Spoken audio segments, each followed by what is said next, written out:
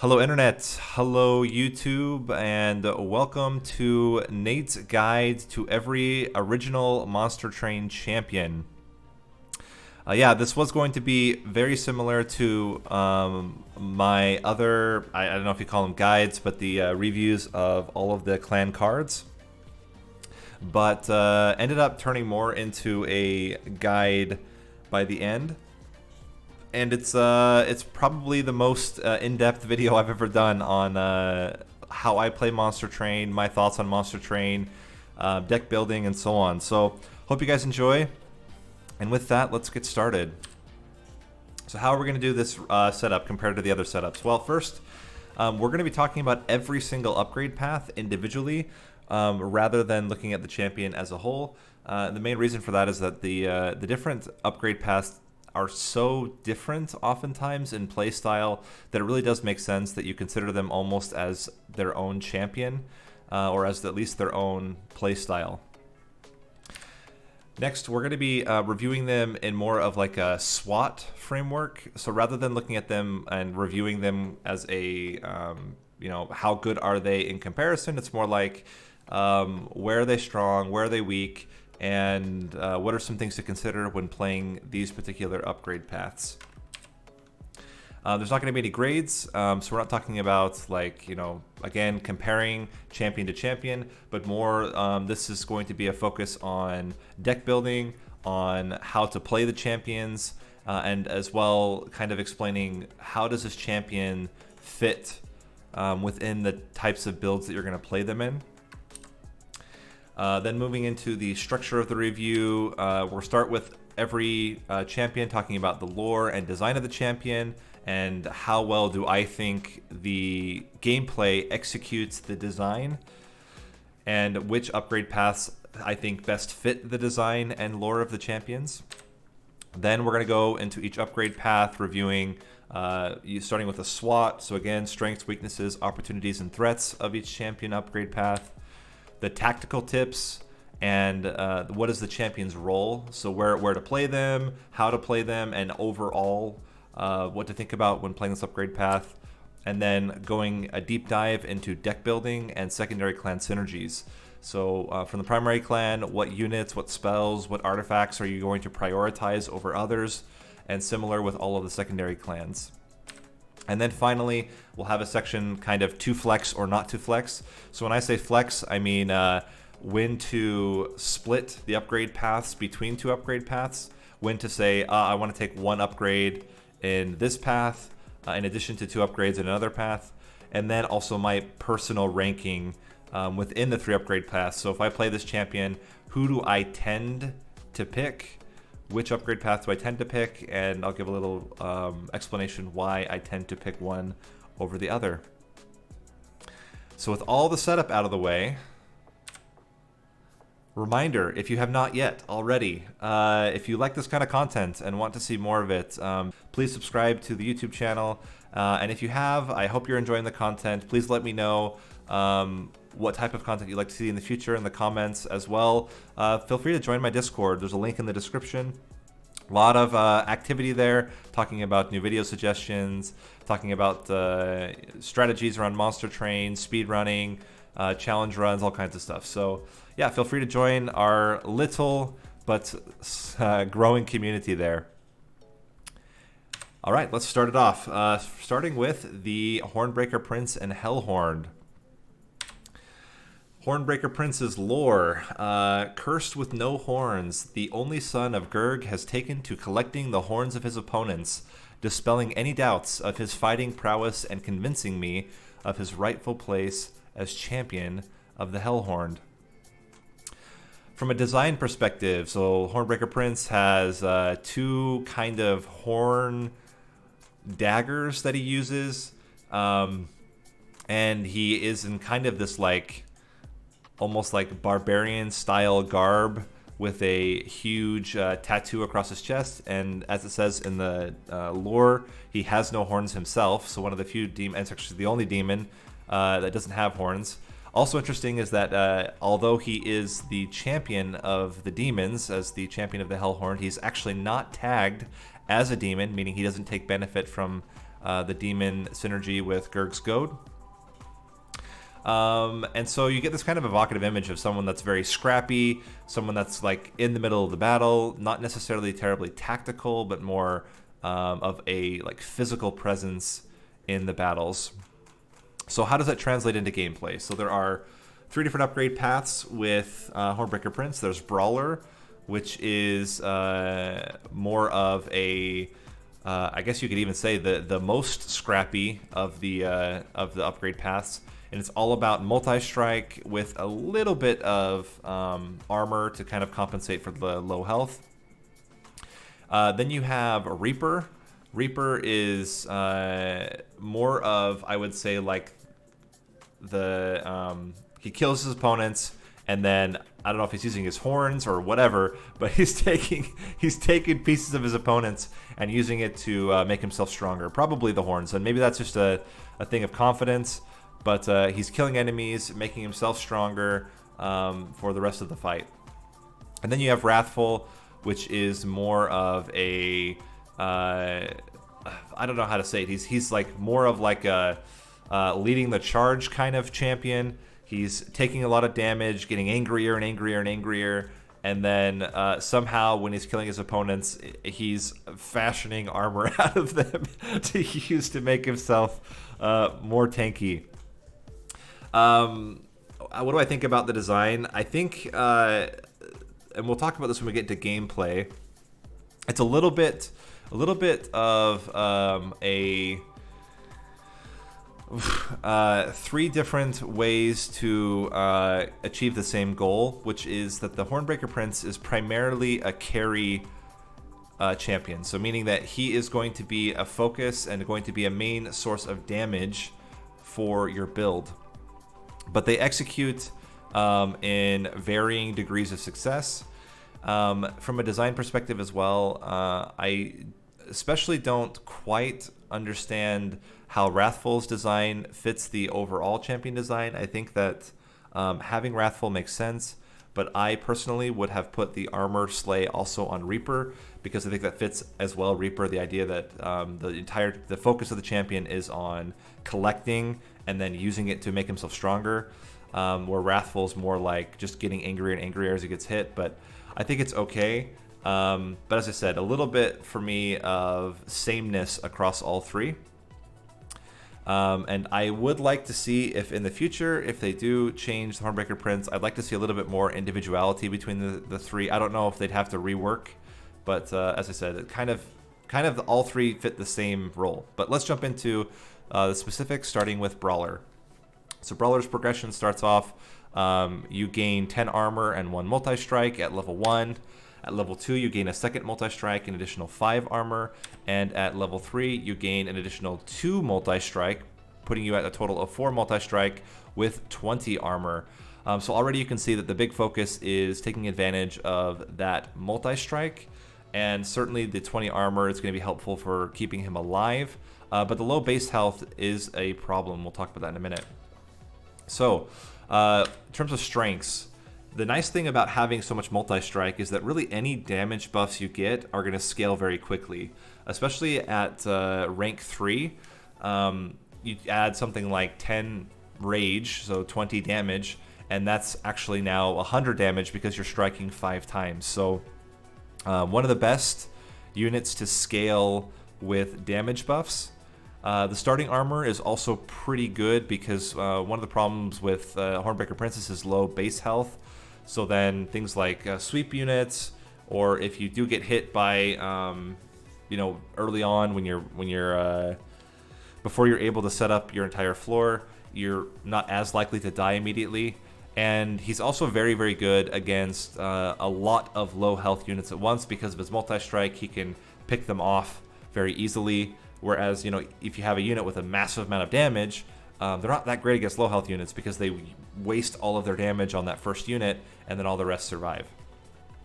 In terms of weaknesses, as mentioned, he has low base health, which can be a problem. There are some spells, in particular Branding Right, which are not very useful on the Brawler path because of the low base health. You can't really do anything that pierces, which can be an issue. And As well, his damage being so low is also a problem.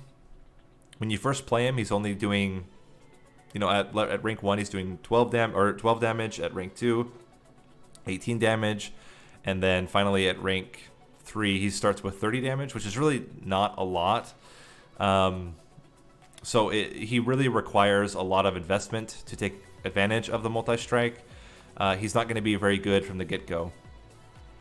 As well, he doesn't really have any innate backline access, and that's true of most champions. There's only a handful of champions that have good backline access, but and then in addition, he has no innate sustain, so he has no way to gain armor, gain health, or anything like that. In terms of opportunities, as I said, he is certainly one of the units that benefits most from rage and damage buffs, so really big benefit from any type of extra damage you can give him. As well, if you have a way of moving or taking out frontline units, Brawler is really, really good at cleanup. So if you have something like, a massive frontliner, you don't even have to kill him. If you just move him out of the way, then Brawler will just, eat through all of these low health backliners. When it comes to kind of damage protection, damage shields best, or armor, those are typically better for low health total unit or low health total champions or units in general. Both those are going to be better for him than regen or lifesteal, because he's not going to be able to regen very much. He only has 6 base health. Similar with lifesteal, there's not a lot of healing to be gained when you have such low base health. And last, threats. He's an extremely weak champion to spikes. Extremely weak. That's one of the problems with multi-strike, is if they have spikes, you're going to get hit by spikes for every single strike. So if you have something like Ring 7 Spike Trial, he's going to get hit by 30, assuming he can even get hit by 30, the first time he can hit all 6 of his strikes. So it's very, very dangerous for him to take spikes, trials, or just having to deal with spike units in general.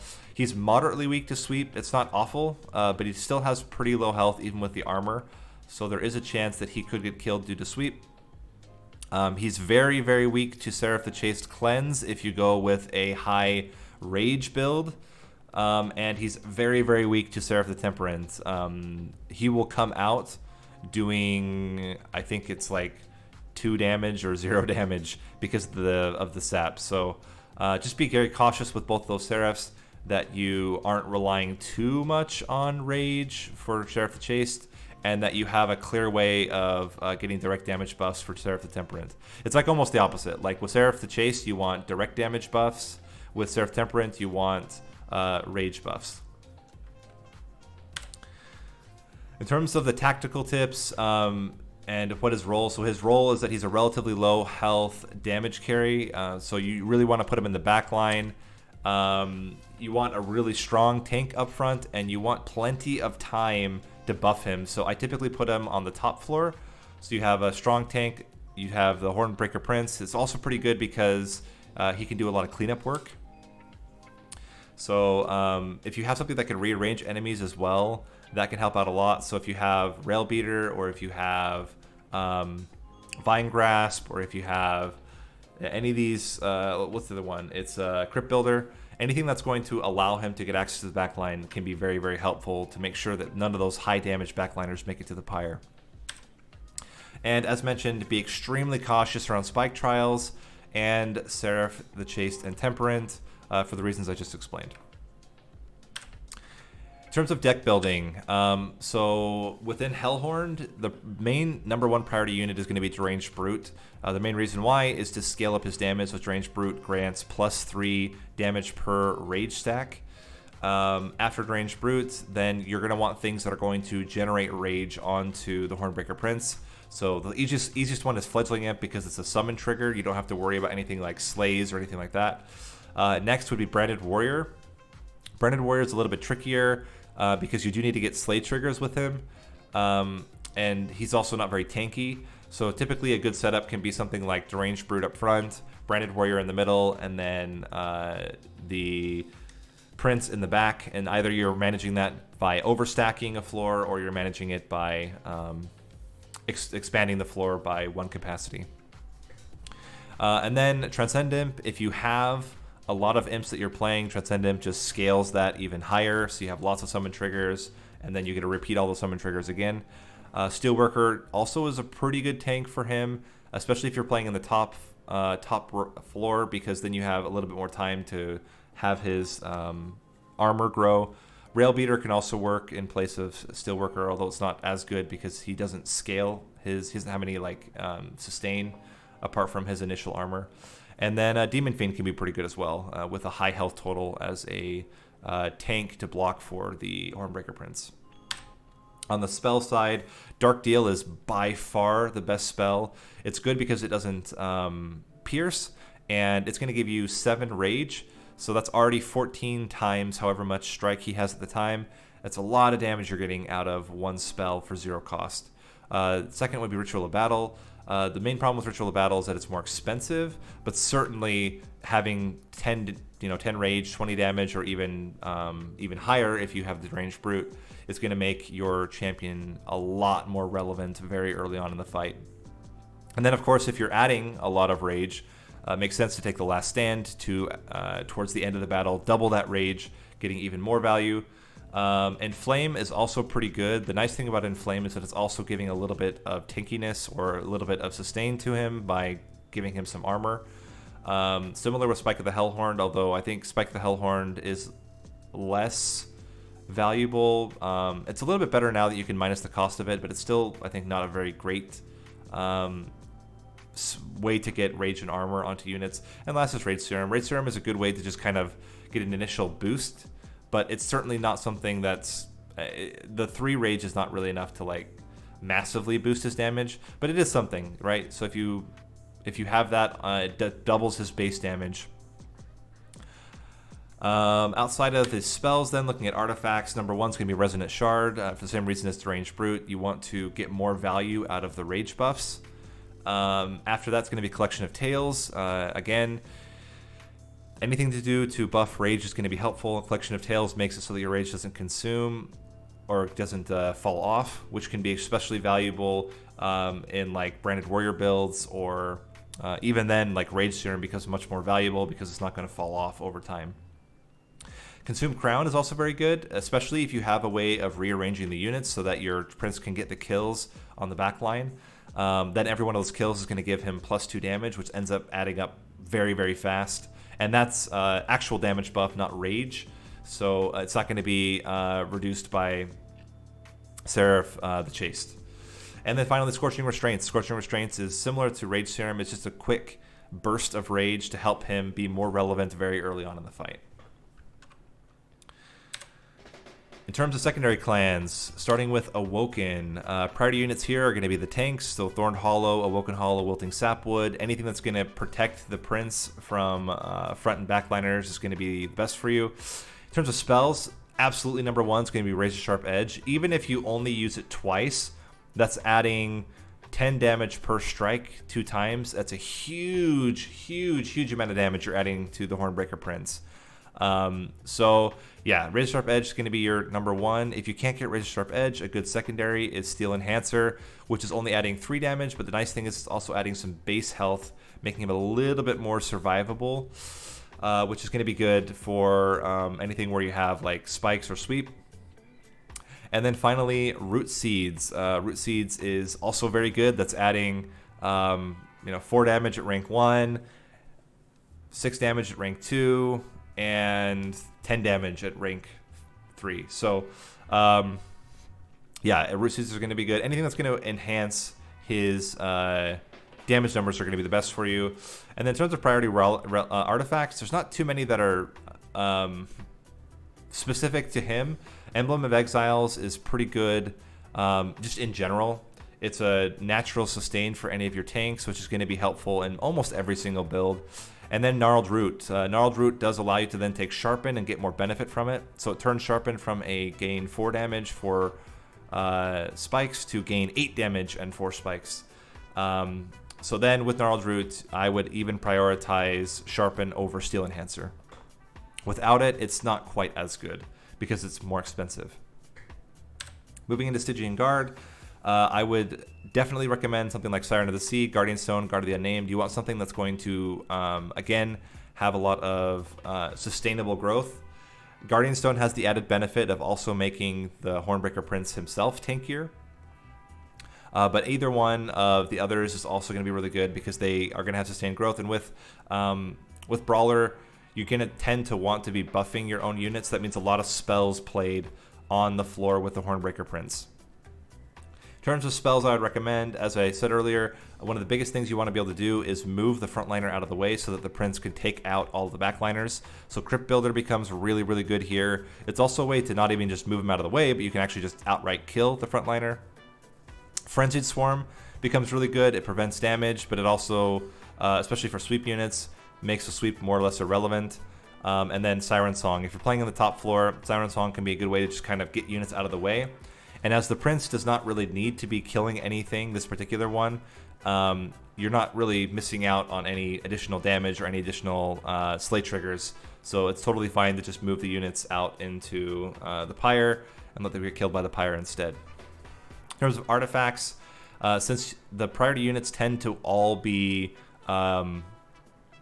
incant units, getting Founding Seals obviously going to be amazing there. Secondarily, Titan's Claws. Titan's Claws should be, I don't know why it's spelled wrong, sorry about that, but Titan's Claws is going to be pretty good, especially for things like, what is it called? The Rage 10 spell that I can't remember the name of, even though we just talked about it.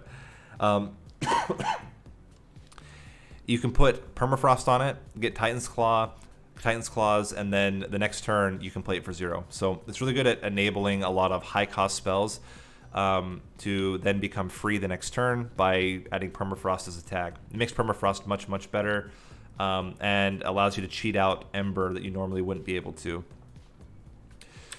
Next is Umbra. For me, Umbra priority units are going to be ones that are going to sustain really well. That means Collector as the number 1, Crucible Warren as number 2. If you can't get either one of the Crucibles units, then Shadow Eater also is pretty good. The main reason why I would prioritize Collector and Warden is because they're going to be doing a lot more damage to the front unit than Shadow Eater will. And the Hornbreaker Prince is already pretty good at cleanup, so if you can get something like a Crucible Collector or Crucible Warden with a lot of damage on them, that's going to be better in almost every case. The other thing you can do is get Morsel Maker, and Morsel Maker actually works pretty well with the Hornbreaker Prince as a Gorger, because the extra damage, you're going to get 4 damage per turn. That's a lot on someone that's doing 2, 3, or 5 strikes.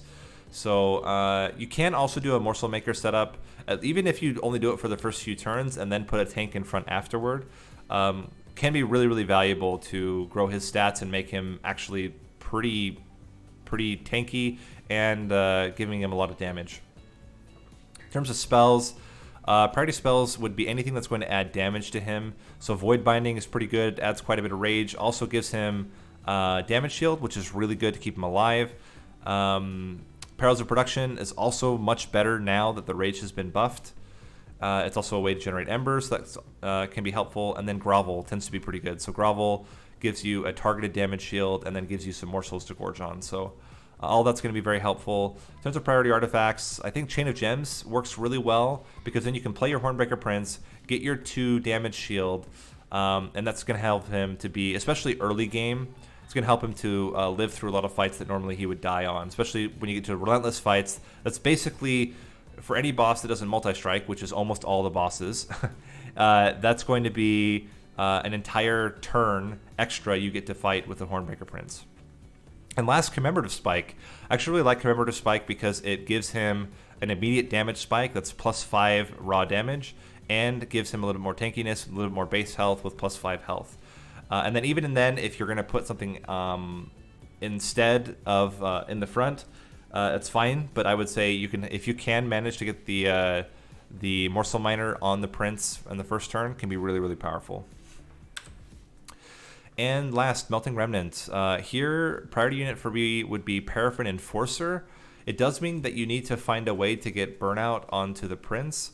But as you'll see in the priority spells, that's kind of how I would recommend it.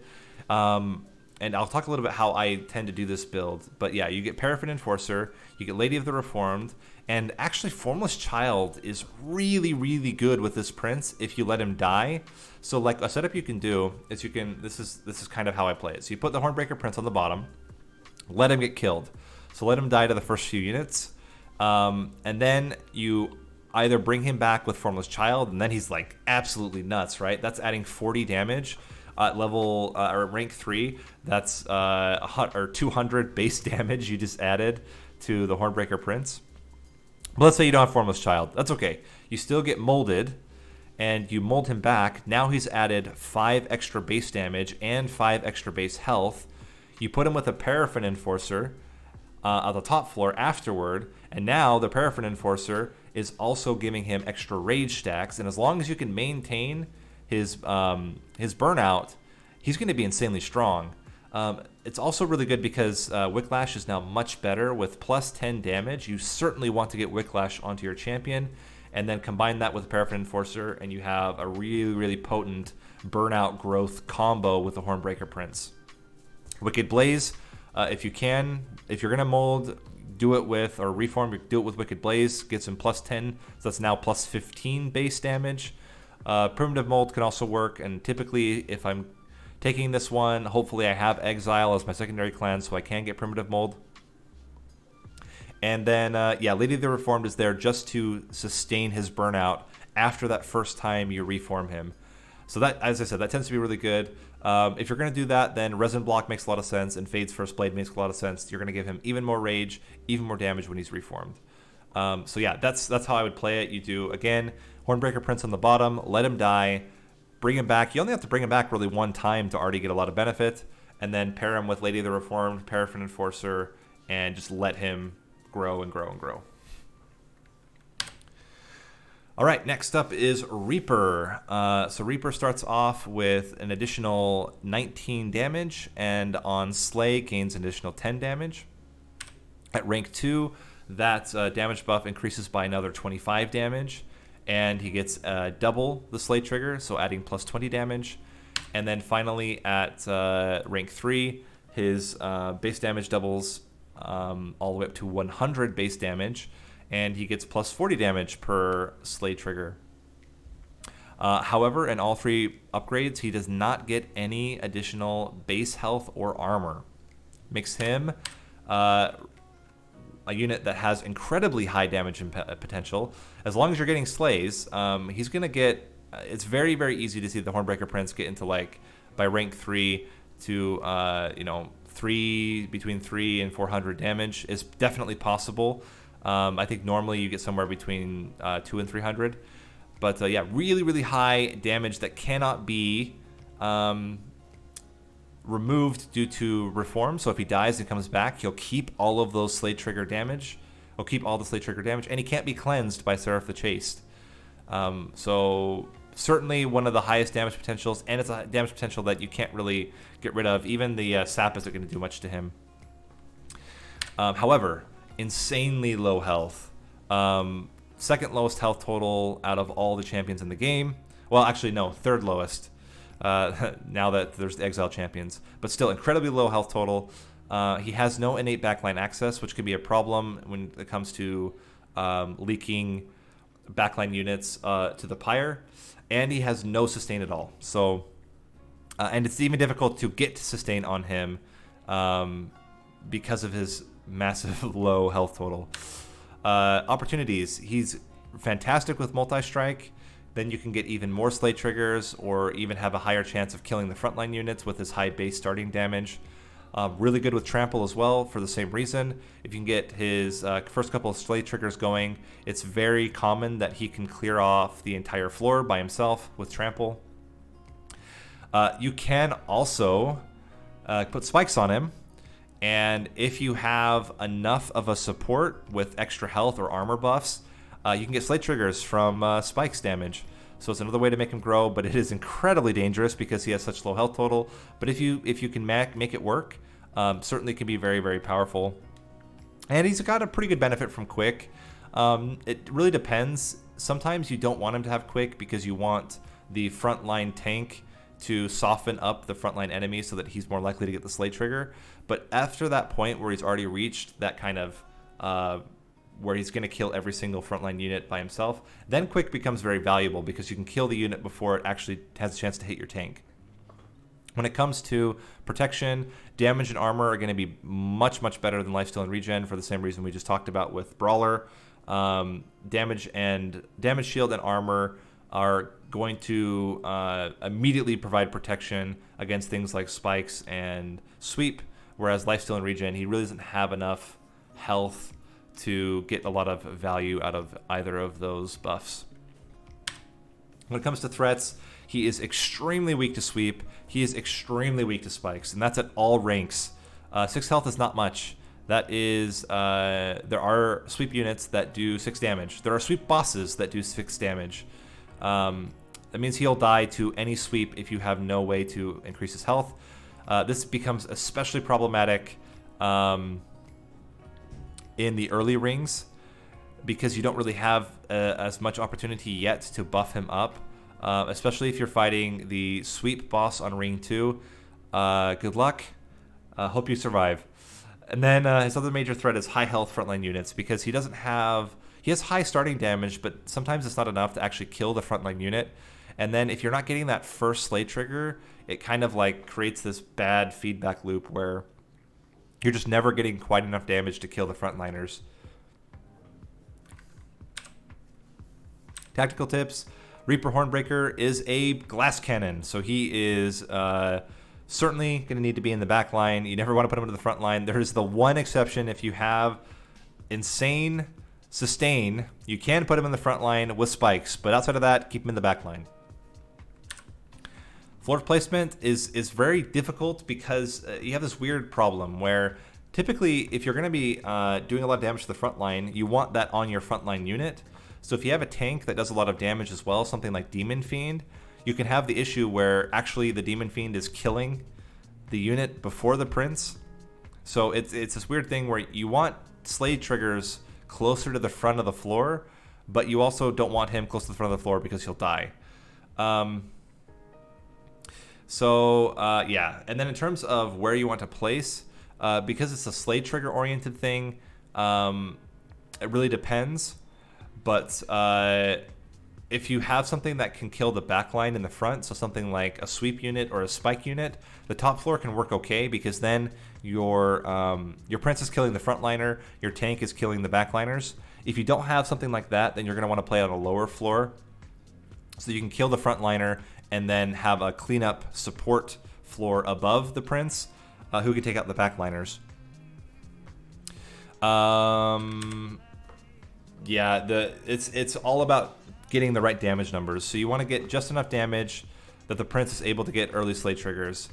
So using spells, having a tank to soften them up, whatever you need to do, you really need to make sure that very, very early on the Prince is getting triggers because then that starts that feedback loop where he's getting more and more triggers later down the line. And again, be extremely cautious about spike trials. Yeah, it's going to be... let's say you're not going to have a fun time in any spike trial throughout any of the run unless you really have a lot of armor and a lot of health. And you're going to need, typically you should plan on at least needing more than 12 health. That's allows you to survive most sweep. But yeah, so it's like 13 health plus, you can survive most rings sweep damage.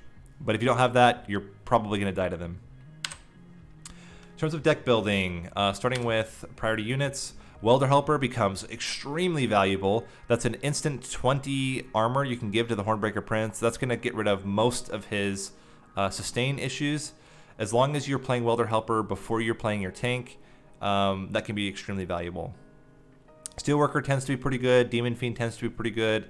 If you have Welder Helper and other types of imps, then Transcendent can also be quite good. I mean, with a lot of armor, you actually can have the Hornbreaker Prince frontline, and that's good for getting his Slay triggers. And he's going to be at less risk if he has a lot of armor. Rail Beater can also be pretty useful. If you have a way to kill the front line later on, you can use Rail Beater as a way to knock the frontliner out of the way so that the prince is getting his slay triggers on the backliners. That can also be very helpful. Just be cautious about that because you don't always want him to knock him out of the way. You sometimes want to make sure that your prince is actually killing the frontliner. And then Alpha Fiend. It's not as tanky as Steelworker or Demon Fiend, but in a pinch he can work. And the nice thing about Alpha Fiend is he's very unlikely to steal kills from your Hornbreaker Prince. Comes to spells. Number 1 is Alloy of the Ancients. Again, it's a single spell that just immediately removes any worry about the prince getting killed to spikes or to sweep. One Horn's Tome also is really, really good with Reaper because he already is pretty fragile anyway. So giving him a fragile trigger doesn't really make that much of a difference. But the multi-strike becomes really huge on him, doubling his slay trigger potential and just doubling his raw damage. March of Shields can also be really good. The nice thing about March of Shields is that you can, like, if you get it early, you can move the prince into the front, March of Shields him, and then later March of Shields your tank back to the front. Fortify also can work, although it's a lot less armor. Inflame is also okay as a way to get armor. Branding Right is really good. The one issue with Branding Right is you can't play it more than once, but even one time is a net 15 armor, which is enough to typically keep him alive through most sweep and spike floors.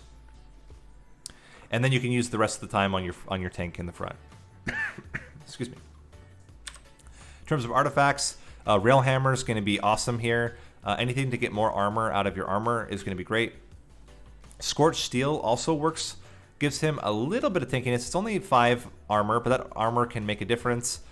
Similar with Hammer Chest Plates, that little bit of health can be really valuable just to make sure that he's not dying as easily, especially early game.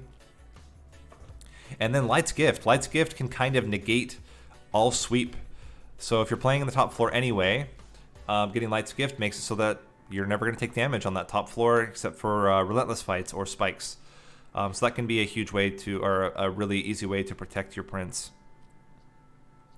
Looking at secondary clans then, starting with Awoken. Again, it's all about the tanks. So Thorn Hollow, Husk Hermit's also pretty good because Thorn Hollow and Husk Hermit also have the benefit that they take out the backline, which is pretty important for if you have a single floor setup, then the Thorn Hollow or the Husk Hermit can kill the backline and your prince can kill the front line. That works out pretty well. Woken Hollow can also work as a tank, although that typically means that you need some way of clearing the backline later on. In terms of priority spells, Cycle of Life is really, really good. If you can have, for example, a 2-cost Cycle of Life on holdover, you can actually frontline with the Hornbreaker Prince. He'll get enough raw damage from Cycle of Life, and he'll get spikes, meaning that he'll kill the backline himself. And you can get an insane Reaper build if you have Cycle of Life. So it's for me a priority if you can manage it. And even if you don't end up frontlining with him, having it the 10 base health is going to be really useful for him. And then you can put the rest of the upgrades onto the frontline tank. Steel Enhancer is also really good. I would not use Razor Sharp Edge because you don't really need the 10 damage. It's more about getting him health. And then Wildwood Tome, giving him quick can be very useful in if you have a way of guaranteeing you get the first kill, then he'll pretty much kill every frontliner before they have a chance to retaliate. In terms of artifacts, again, Emblem of Exiles. What's really useful is if you can get Emblem of Exiles to hit your champion one time before you put your tank down, that can be really useful.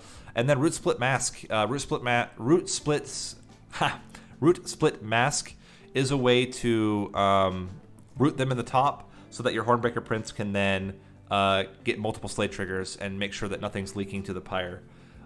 So what normally happens then is that your Hornbreaker Prince kills the frontliner, and then in the next turn, your tank will kill the backliner, and then your prince will kill the next frontliner, and they'll kind of do this back and forth, killing off all the units. Stygian Guard. Here, again, it's tanks that hit the backline, so Titan Sentry becomes very useful. Guardian Stone is a lifesaver because you're able to actually gain enough armor onto your prince to keep him alive. And Lodestone Totem is fantastic. Again, one of the big issues is sweep units, and Lodestone Totem can make sweep units do absolutely nothing to your prince. And as you're normally going to be setting up in a higher floor, or, I mean, depending, you can also set up on the bottom floor, but if you're going to be setting up on a higher floor, then you typically have time to play the Lodestone Totem, even at the high cost, and then still be able to set up spells for the later turns or later rounds. In terms of spells, again, I typically will play in the top floor with Stygian Guard. So then Ice and Pyre becomes really useful. Helical Crystallis becomes really useful to kind of cheat out those damage numbers to make sure you're getting that first slate trigger. Titan's Tooth is really, really good at clearing the back line. And then Guardian's Amulet, again, to try to reduce the damage potential of sweep units. And as well, during Relentless fights, becomes really useful. In terms of artifacts, as 2 of the main priority units are going to be incant units, and certainly you can use other incant units as well. So these aren't the only units you can play, but if you get any incant units, then Founding Seal becomes absolutely insane. And then Rules of Containment actually becomes really useful for killing off units with 3 or less health. It's a way to clear the backline before it ever becomes relevant. So yeah, that can be really helpful to also protect your tank in these builds. Umbra, with Umbra, it's kind of the reverse of Brawler. You don't want a tank that can kill the front line. You want a tank that can clear the back line. So Shadow Eater becomes really, really good in this build. The one thing you have to be concerned about is that that's already a lot of space you're taking up, right? So that's 5 capacity between the Prince and the Shadow Eater. But if you can get an extra capacity and then fit like a Morsel Maker up there, or even just like 1 morsel is typically enough to clear most back lines, and then your Prince is going to kill the front line with his high damage. If you can't get one of them, then of course Crucible Collector, Crucible Warden also work. It just might mean that you have to have a cleanup crew on a higher floor. So maybe you play middle floor, top floor instead. In terms of priority spells, Furnace Tap, I mean, clearly similar with One Horn's Tome, getting any type of multi-strike onto the Reaper, Hornbreaker Prince is going to be amazing. Doubling his slay triggers, doubling his damage. Trample, also very, very good. A way to turn the Hornbreaker Prince into a full floor clearer, and then you don't have to worry about backline. You just kill everything with the Prince instead. Excuse me. Void Binding is also very useful as a way to get damage shield onto the Prince. It's not really for the rage, it's more for the damage shield to protect him from spikes and sweep attacks. And also then during Relentless, it means he gets to attack that many more times. If it's a non-multi-striking boss. And then for the same reason, Grovel becomes really good. So Grovel then allows you to put damage shield on your Prince and then get morsels to play for your morsel floor. In terms of artifacts, sorry about that. In terms of artifacts, Chain of Gems, again, tends to be really good. You get 2 damage shield on him right from the beginning. It's going to be huge for any sweep floors or any Relentless combat. And then Commemorative Spike for the same reason. If you can get him to get 1 commemorative or 1 morsel miner, that's going to almost double his health, which becomes really helpful for keeping him alive through the rest of the battle. Melting Remnant. Melting Remnant, it's not as good to reform because you're not taking advantage of multi-strike typically. So instead, what I like to do is kind of do a harvest floor. So then you get something like Wickless Baron. You can get also the Big Sludge. The only issue with Big Sludge, why I don't put him in the front here is because, or in the priority here, is because he doesn't have that much base health compared to like Wickless Baron, who will be growing over time. So with this Wickless Baron, typically you just want to get him to be bigger, so large stone or extra health. Then he'll continue to sustain himself through slay triggers or through harvest triggers. Legion of Wax is just a big, beefy mass in front of the Prince. Makes it very unlikely that they're able to get through that, and that gives the Prince plenty of time to kill the bosses during Relentless. Molten Encasements, obviously very good. Any way that you can get stealth onto the Prince is going to be good to protect him. That protects him from all sweep and protects him from any other damage. Wickless Tycoon can be okay as well as a way to also generate coins. And then also block for the Prince. In terms of priority spells, biggest priority is, for me, Engulfed in Smoke. You really want him to be protected with stealth if you can. Second would be Mortal Entrapment, because then you can put daze on the Relentless bosses or on high damage units, preventing them from doing any damage to your Prince during those turns.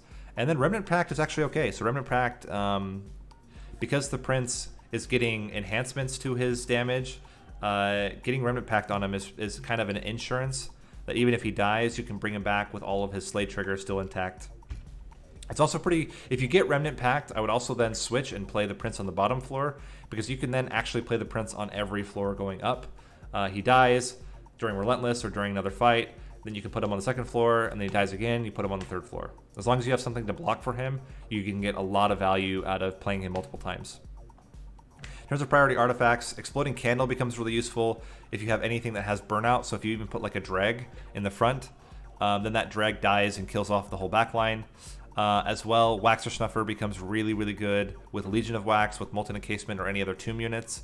As a kind of a third one, if you can get the Votive Key, that's also a way to keep the Prince alive and be able to also then keep other units alive to chump block for them. But I would say these two are the main ones, with Votive Key being a very close third place. All right, next up is Wrathful. So Wrathful starts off with an extra 9 health and 9 damage. In addition, he gets Slay, gain 10 armor trigger, and a Revenge trigger, gain 2 rage. At rank 2, it increases to additional 10 health and additional 10 damage. His armor trigger goes up by an additional 5 armor, and his rage trigger goes up, or revenge trigger goes up by an additional 1 rage. And then finally at rank 3, he's adding another 15 health and damage. He's getting an extra 10 armor per Slay trigger and an extra 2 rage per revenge trigger. So already you can tell he's certainly the most tanky of the princes, and also not so shabby when it comes to damage. In terms of strengths, he has really, really high damage potential with just his own revenge rage triggers. So without even adding any other support, he can get pretty high damage just by tanking units. In addition, he has innate sustain. He's one of the only units in the game that has such high innate sustain with armor Slay triggers, which means that at a certain point, once he gets enough damage, it's almost impossible for him to die to regular floors, and he can become incredibly tanky for Relentless combat. Weaknesses: he has no innate backline access. You're going to have to support with either sweep or spikes or some other floor that's going to be able to kill all the backliners. And at rank 1, he actually has pretty low base health. It's still, I mean, it's better than the other two princes, but it's still quite low. 15 health is not that much. But certainly at rank 2 and 3, then it's not so much of an issue. His main opportunities, number 1 is multi-strike. Multi-strike with him becomes really strong. It allows you to get multiple armor Slay triggers, and it also takes advantage more of his rage revenge triggers. Similar with Trample, at a certain point, he's very likely to overkill the frontliners, and then all of that carryover can allow him to get more Slay triggers, because Trample also grants Slay triggers, or even just damaging the second unit to make it easier to kill them later on. Absolutely nuts with spikes. If you get spikes on him, it's basically over. It's such a strong build. It's one of the strongest builds that only requires a single unit and a single spell. So the Hornbreaker Prince plus Sharpen is all you need for almost every run. For almost every Seraph. There's one Seraph the Chaste is the exception, but for all others, that's just an instant win, because it's such a powerful thing. He's going to get so many Slay triggers to get his sustain going. He's going to get so much damage from all of his revenge. It gets absolutely crazy. For him, armor is going to be better than lifesteal. It's going to be better than regen. It's going to be better than damage shield. Damage shield especially is bad on the Prince, because damage shield blocks revenge triggers. So if you put damage shield on him, he's not going to get rage, and if he's not getting rage, he's not getting his potential damage that he needs. Armor's still going to be the best because it stacks on top of his already quite good armor. Lifesteal is actually pretty good, because then he can heal back. He'll often take damage first, and then if he lifesteals that back, you get that on top of the armor he gained. And then regen is also okay, but certainly not as good as just getting armor or lifesteal. In terms of threats, he can have a lot of issues getting those first slate triggers. So high health frontline units become a problem for him if he's not able to get enough damage to kill them off. Then his sustain doesn't really work. He needs to get slate triggers to keep himself alive. So you need to find a way to take out high health frontliners before he's had a chance to basically die due to his health pool not being amazing until he starts getting slate triggers. Seraph the Chase is a big risk. It's a big risk for the rage in particular. It's fine for the armor. He can keep his armor, but for the cleanse effect on the rage is going to be a problem, and especially for like spike builds, this can be a problem. And as long as you have a way to continue to add rage and spikes, it's okay, but can be an issue. And then Seraph the Patient's melee weakness can also be a big problem. It's very easy to accidentally get burst out by Seraph the Patient before you had a chance to get armor triggers. And during that fight, the units will do, like, even if you have spikes, the units will end up doing more damage than you're getting armor, even at rank 3, because of the double damage from the melee weakness. So just be really, really careful about Seraph the Patient. Can become a little bit of an issue until you get the sustain train going. And then Seraph the Temperate, again, similar reasons, but with Seraph the Temperate, the biggest issue is going to be the backline. They do 15 times 2 damage. That is enough if you have 2 of them to kill the Hornbreaker Prince outright. So just be very careful about, again, Seraph Temperate. It may be beneficial in those cases to take out some of the backliners. Even if you can't get the Revenge and Slate triggers, you're still going to keep your Prince alive. Okay, moving into tactical tips. So Hornbreaker Prince is a hybrid tank and damage carry. He scales based off of Revenge, and he scales based off of Slay triggers. So you want him to be up front, and you typically want him to be quite low. So you want him to take advantage of all of the Revenge and Slay triggers. So you want to put him not necessarily on the bottom floor, but you want to put him at the first floor of combat. So the first floor of combat is the middle floor. That's fine. But what you don't want is to have a floor below him that's going to clean up a lot of units, and then basically he gets the scraps. It's typically not going to be enough to really get a lot of Revenge and Slay like you would want. So having him on the first floor tends to be best. Again, the biggest risk with him is that he gets burst down before the Slay triggers start rolling. So the first few rounds you want to prioritize survivability. Those are the rounds when you might actually want to take out backliners. The other thing you can consider is if the first few waves don't have a lot of damage, then the way to scale the survivability is to actually scale his damage. In that case, even torching your Prince a few times to get some rage out of him can be really helpful to take out the first unit, the first frontline unit, to then start the sustain train going. And I would recommend a good mix of both health and armor buffs plus damage buffs. So you don't want to go all in on one or the other. You typically want a good mix. There's a couple spells that do both, but in general, yeah, kind of mix it up to make sure that you have flexibility. When you need to give him damage, you have it available. When you need to give him sustain, you have it available as well. In terms of deck building, priority units, number 1 is Deranged Brute. Deranged Brute is amazing. It makes all of his Revenge triggers basically way, way better. 4 times as good. Welder Helper is also really good, and giving him some early sustain. Fledgling Imp is also very good at giving him early rage. Transcend Imp for the same reason. Just if you're going to do imp builds, the main thing to consider is how am I going to get rid of these imps after I play them. But you already have Torch, so that's an easy way to do it, but there are other ways as well. Branded Warrior is also pretty good. As a backline unit, it can be cleanup, so then your Hornbreaker Prince kills the front line, the Branded Warrior kills the back line, and then his rage is scaling even harder.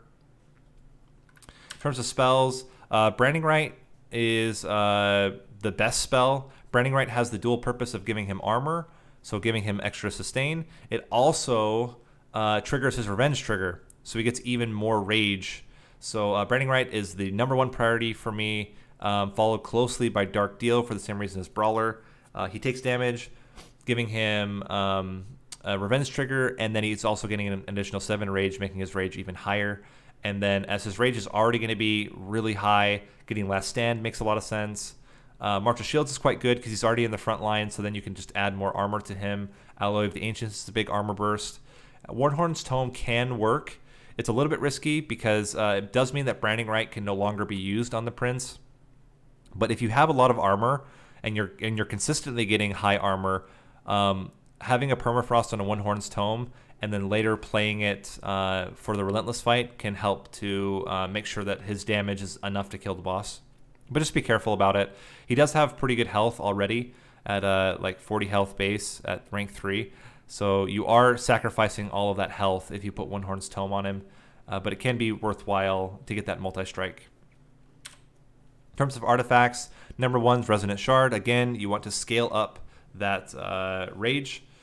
Railhammer is also very, very good. Railhammer means that his Slay triggers all grant an additional 4 armor, which can really help out, especially during like Seraph the Patient or Seraph the Temperament fights, where you're going to likely be taking a lot of damage, but then you can make a lot of that up with the armor gain. Collection of Tails, also very good. It makes it so that he doesn't lose that roughly 6 to 10 rage he's going to lose depending on where he's at and which ring you're on. That's about as much rage as he'll lose across the fight. So having Collection of Tails will just make sure he's tip-top with all of his rage. And then Consume Crowns. I mean, you're already getting Slay triggers. Consume Crowns gives him base damage, especially good during Seraph the Chaste, when you're going to be losing a lot of your rage. Having something like Consume Crown can still get you enough permanent damage to do well against the boss. In terms of secondary clans, Awoken, number 1 is going to be Animus of Will. Animus of Will is a fantastic cleanup after the Hornbreaker Prince. So you put Hornbreaker Prince up front, put Animus of Will in the back. Animus of Will just cleans up all the backliners. Shard Channeler is also very, very good because typically what you want with Awoken is spikes. So then you have your 3 priority spells, Cycle of Life, Sharpen, and Spreading Spores. Anything that can give him spikes is going to be absolutely insane. And then getting Shard Channeler just makes that even better. And then another really, really, really good spell for the Hornbreaker Prince is Adaptive Mutation. The main reason why is that Adaptive Mutation considers Rage as part of your damage when you swap your health and damage. So if you have something like 10 Rage, that extra 20 damage will turn into 20 health. And the nice thing about the Prince is that he starts off with equal damage and health. So then you're not losing any damage. You're just gaining health. And then if you can get more than one adaptive mutation, like you duplicate it, or if you remove Consume from it, then you can really go nuts and get insanely high health and damage numbers by constantly swapping them and taking advantage of the rage. In terms of artifacts, Emblem of Exiles, again, anything that's going to increase his sustain is going to be fantastic. And that's raw health, which tends to be really useful for things like Branding Right. So, yeah, getting Emblem of Exiles is going to make it your time a lot easier. And then Petrified Crucible, doubling your spike damage is always going to be good. You can also get, what is it called? It's the artifact that makes your spikes also do damage. We just talked about it with Brawler. I can't remember the name of it, but every spike you get gives you also extra damage. That can be okay, but it's certainly not as good as these two in terms of keeping your Prince alive and keeping his damage really high. And again, the spikes are mostly, yes, it's for killing the back line, but it's also like really good sustain, because then you're going to be taking damage anyway, but now you get Slay triggers off of that damage as well. With Stygian Guard, number 1 for me is Guardian Stone. That way you can continue to get extra armor onto the Prince. Nameless Siren can also be good. Siren of the Sea as well. You're going to be playing typically all your spells on your Prince floor. So then having these units, which are going to basically soak up all of those incants, and then especially Guardian Stone being able to increase the armor on your Prince is going to be very valuable. Nameless Siren's a little bit better because of all of the rage synergy, and you don't really need high health. The Prince is going to be tanking most of the hits anyway. In terms of spells, I really like Helical Crystallis in this build. The main reason why is that, again, the biggest problem with the Prince is getting that first Slay trigger can be kind of tricky. So getting something like Helical Crystallis allowing you to have 50 damage is typically not going to be enough to kill most frontline units, but it will often be enough to get them low enough the Prince can kill them. So I really, really like Helical Crystallis. I really like Unnamed Tome as well, with this particular build because a lot of the units that are going to be problematic for you, especially things like Seraph the Patient, who's going to have all that scaling, and as well like units that are going to sweep and give Ember Drain. You can like silence all of that garbage right from the beginning, especially even units that get garbage in your deck, silence them right from the beginning. Offering Token can also be pretty useful for incanting. And then in terms of artifacts, Founding Seal, again, you're taking primarily incanters with the Stygian Guard secondary. And then similar to the others, Titan's Claws becomes really useful as a way of getting a high cost spell and then making it free by holding it over or having permafrost, sorry. So you have permafrost on it and then it becomes free the next turn. For Umbra,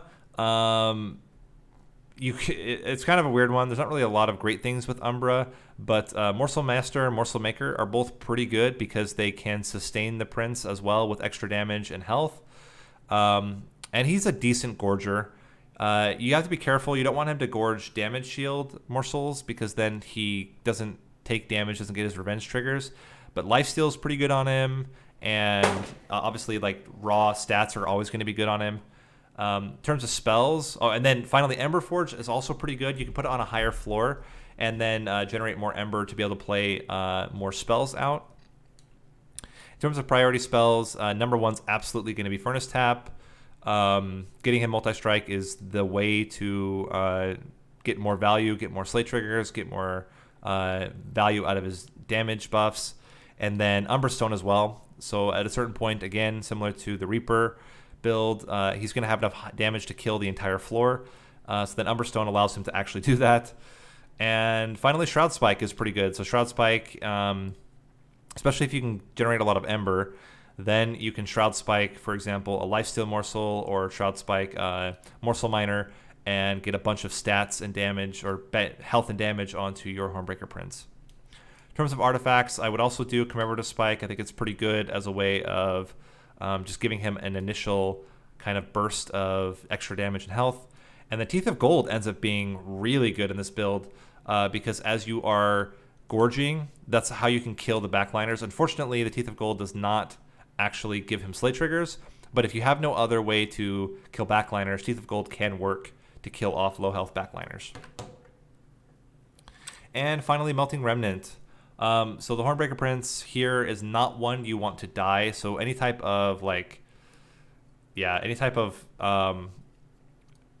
to say it, reform is not going to be particularly useful because all of his stuff is temporary. Armor and rage goes away when you die.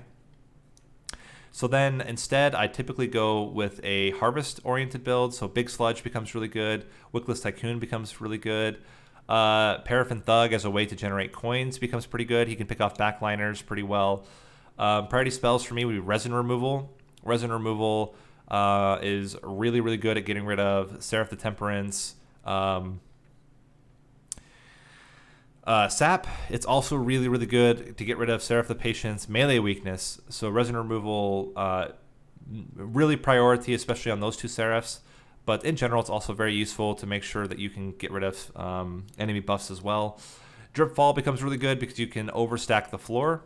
You can also then bring units back down to get them killed later. So if a unit gets up to a higher, if the unit survives the floor with the Hornbreaker Prince, you can then Drip Fall it back down to get another slate trigger. And the Crushing Demise is also a way to clean up units after if they leak. If the units leak past the Hornbreaker Prince, then you can clean them up with Crushing Demise. In terms of artifacts, Flicker's Liquor is really the only one that directly benefits. All the rest are kind of okay, and maybe you can take advantage of things like Exploding Candle or something like that. But for me, Flicker's Liquor is really the biggest one. You play units down just to get more value out of your high-cost spells. But outside of that, I don't find a lot of value out of the artifacts for Melting Remnant for the Wrathful build. Maybe Fate's First Blade, if you get something like consistent burnout onto the Prince, then that maybe is okay. And that's it for the Prince. Let's talk about flexing. So flexing, again, is when you take one additional upgrade path, usually at one rank. And then I'm going to talk about my prioritized rankings of who I pick and why. Starting with flexing, Brawler typically goes well into both Reaper and Wrathful. You do get some raw value loss, but you trade it in for a multi-strike. And especially for Reaper, getting that additional starting armor becomes really helpful. It already puts him at the health total where he's not going to die to most sweep, although Spike still becomes very hard for him. So getting that multi-strike, I think, makes a lot of sense in a lot of different builds. So you typically go something like Reaper 2, Brawler 1, Wrathful 2, Brawler 1 to get multi-strike into there. Typically, you don't want to just add Reaper to a path. So if you're going to go Reaper, rank 2 is so much better than rank 1, and rank 3 is arguably so much better than rank 2. But especially going 2 ranks into Reaper makes sense. You don't really want to just add one rank. It's not a lot of extra slay damage that you're getting. Wrathful can also be flexed into Brawler if you haven't gotten any damage buffs. So if you're like, all the way to ring 6 and you have not yet gotten so far any way of granting a lot of rage or sustain under the Brawler, you can add 1 Wrathful to get the revenge triggers going. But otherwise, just go full go full Brawler to take advantage of the extra multi-strike. In terms of my rankings, I think Wrathful is much better than Brawler, which is better than Reaper. And the main reason is the biggest problem with the Prince is sustain, is keeping him alive. And Wrathful is the easiest of the Princes to keep alive. He's also one of the only units in the game that can just like buy himself solo Seraph pretty consistently. So yeah, Wrathful tends to be very, very reliable. Brawler is moderately reliable. He certainly has more sustain than the Reaper.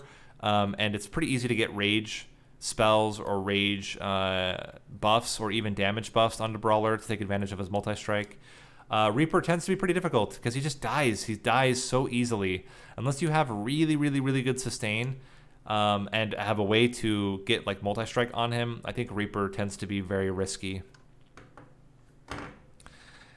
Okay, that's Hornbreaker Prince. Let's jump into the Awoken with the Sentient. Starting with lore and design. So the lore on the Sentient is this hollow was able to sever her connection to the wildwood, slowly awakening to the prison her soul was trapped in, but still agreeing to champion our covenant. Now she has repurposed her armor as makeshift shields to keep the rest of the vines at bay, becoming more aggressive with each attempt at recapture.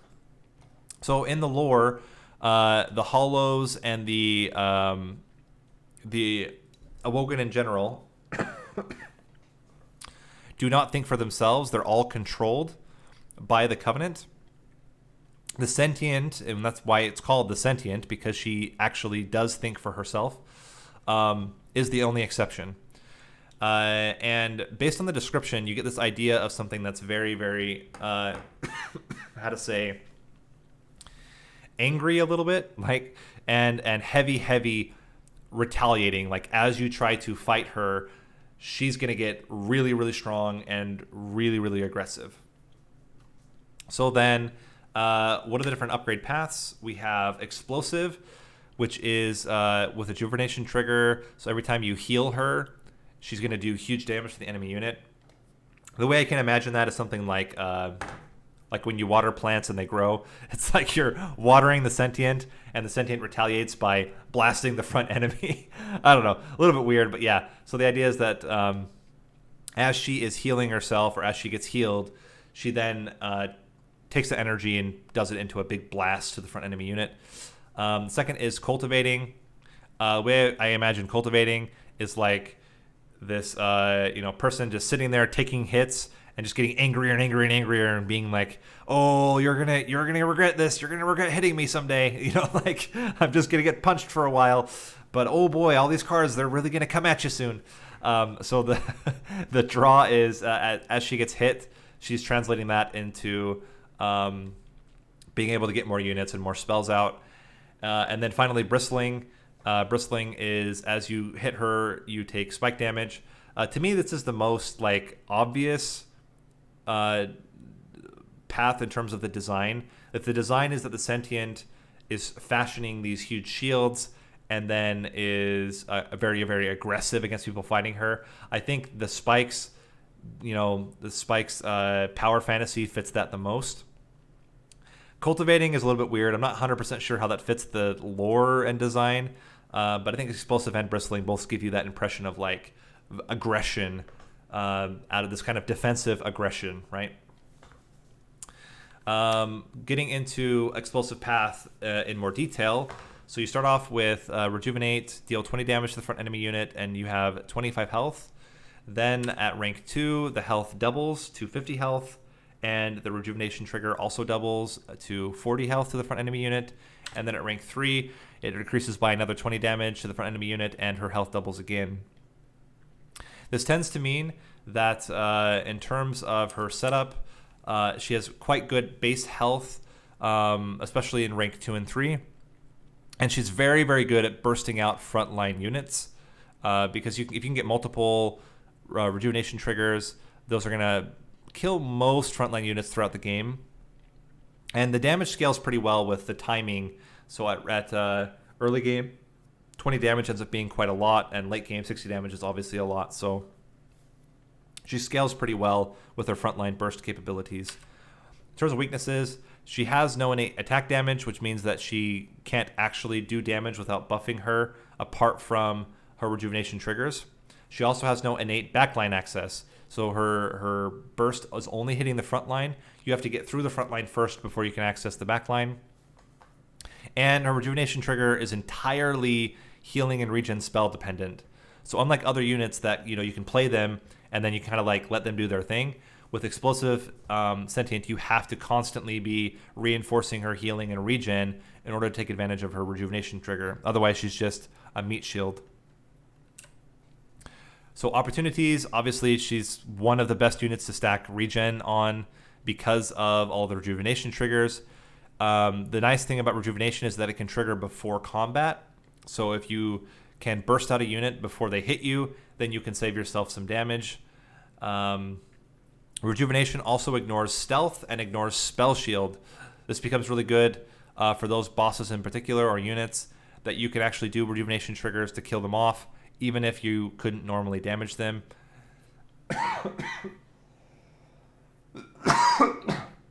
Excuse me. And then in terms of prioritization of protection, regen's going to be the best, obviously because of a rejuvenation trigger.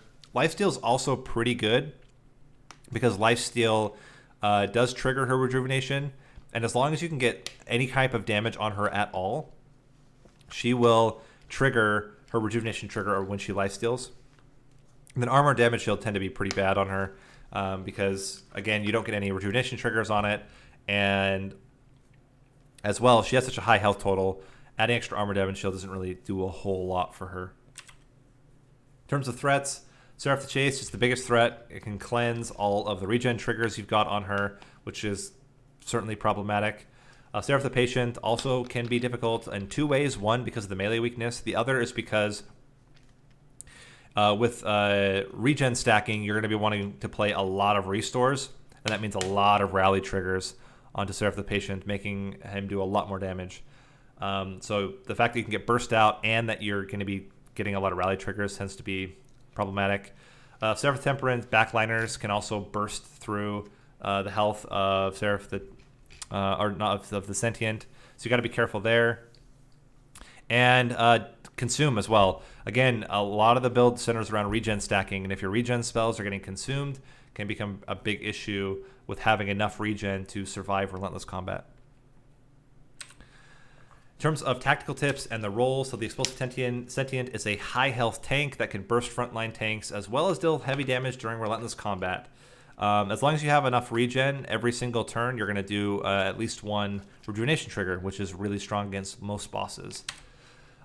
Due to the dependence on regen, I typically play her on the top floor, so you have a lot of time to build up regen stacks before the relentless combat, or even before the first units show up to the top floor. Obviously, you want her in the front. And then if you can't reliably stack more than 30 regen, you're probably going to need to supplement some damage with another backline unit. 30 regen represents, 1,800 damage? That's not enough to kill Seraph. So you need to get a lot more than that if you want to be able to kill Seraph with just the Sentient. Plus, you need more than 30 regen to survive the damage from Seraph. So then you really need to make sure that you have not just her, but then a really reliable damage unit to go behind. And avoid Seraph the Chaste. That's just if you know you have Seraph the Chaste, be really cautious about taking explosive. Yeah, I mean, there's nothing more to say about it. It's quite dangerous unless you have really good regen stacking. With deck building, priority units, number 1 is Animus of Will. That's so you can get enough damage to kill bosses during relentless fights. Animus of Will is the easiest one to scale up damage because of the multi-strike. Shattered Shell is also really good. Shattered Shell has the advantage of being able to pick up all the backliners and then grow that way. So you can kill the frontliners with the Sentient, and then the Shattered Shell is going to clear the backline, also gaining more damage over time. Edged Prior is really good because then you can get multiple healing triggers in the same turn. Makes all your restores free, makes your other healing spells less expensive. Husk Hermit is a poor man's Shattered Shell in this build. Can work in a pinch if you need it, but the problem's going to be Relentless Fight. It's not going to be doing a whole lot of damage for you. Animus of Speed can also be okay. It's certainly not going to be as good as Animus of Will, but it will be at least some damage during relentless combat, but it's not quite as good for clearing the backline. And then Vine Mother also can be really useful as a way to just generate stings, and stings mean more draw, and more draw means more regen. So yeah, and the other nice thing about Vine Mother is it's really good against Seraph the Diligent to have something that you can consume without consuming your actual regen spells. In terms of priority spells, number 1 is Wildwood Sap. It's just 5 regen, but it's really useful on her. That's basically at rank 1, 100 damage. At rank 3, that's 300 damage you just added, and then it stacks on top of itself. So if you double stack it, or if you stack stone it, or if you get a lot of Wildwood Saps, can be really powerful. It's one of the cards I think is best to duplicate because it consumes.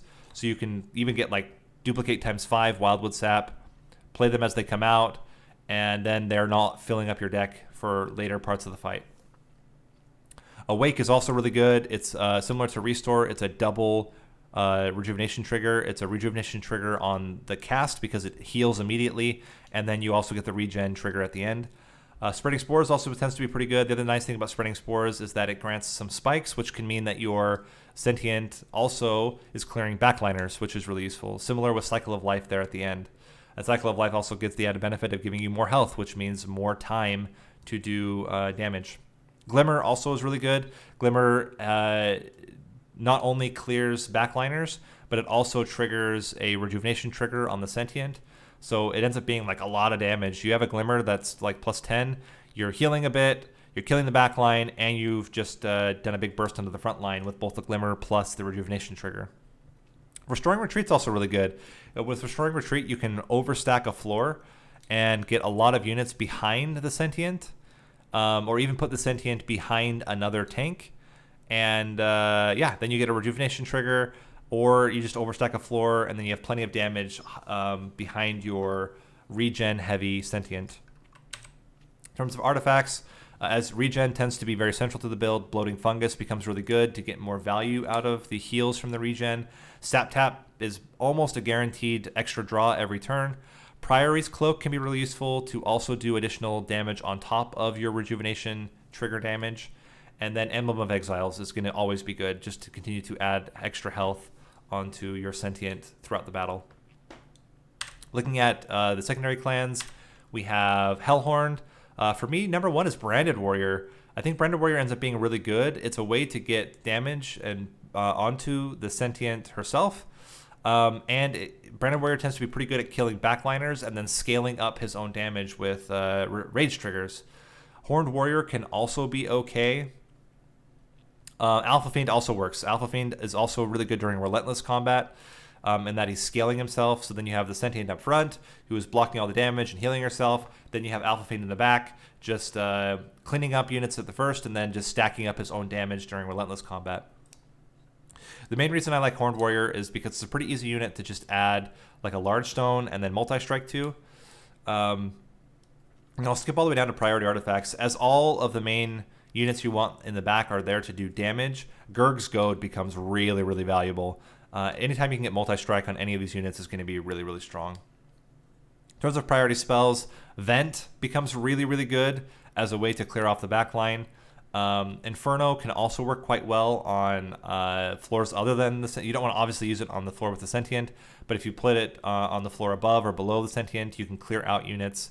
Hornbreaker is also pretty good. Hornbreaker allows you to pick off backliners. It also allows you to kill frontline tanks with heavy armor but low health. Then you can actually burst out the units behind the tanks. Moving into Stygian Guard, for me, it's all about the sweep with Cold Celia. Being able to clear off all the backliners becomes extremely useful. As you are going to be playing a lot of restores, Offering Monument tends to be really good. And if you're going to get Offering Monument and you want to get extra damage stacking, then Nameless Siren, Sign of the Sea are your tickets, right? So then you're stacking with all of those regens, all of those restores, especially if you make the restores 0 cost, you can just chain together huge amounts of incant onto the floor. With that, then, in terms of priority spells, it's all about clearing backline. So for me, Ice Storm becomes extremely valuable. You add 10 to it. It's a 1 cost, clear almost every time the backline. Titan's Tooth is also pretty good. Ice Tornado is also pretty good. And then if you're going to get something like Titan's Tooth, or if you have incanting, then Offering Token becomes extremely valuable. In terms of artifacts, Founding Seal certainly makes sense if you're going to get any of the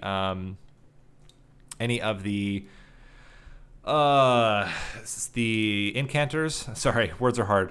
If you're going to get any incanters, Founding Seal is going to double their value. And then a Forgotten Name actually tends to be pretty good. You're going to get these restores are going to start doing more restoring. Your damage spells are going to do even more damage. And you tend to be playing a lot of spells with explosive. So this ends up just adding more value to all those spells. For Umbra, it's all about damage. What I would recommend is getting an Overgorger. So you want something that's going to be really good during Relentless. And you just then need a way to get the Overgorger behind the Sentient at the end. You can also tank. So you can tank with a Gorger. So you can get like Shadow Eater up front, put the Sentient behind, and as long as you have 1 extra capacity, then you can Gorge and clear the back line with the Shadow Eater, and then just put all your heals onto the Sentient to do damage to the front line. That can also work. It's a little bit wonky, but it can work okay.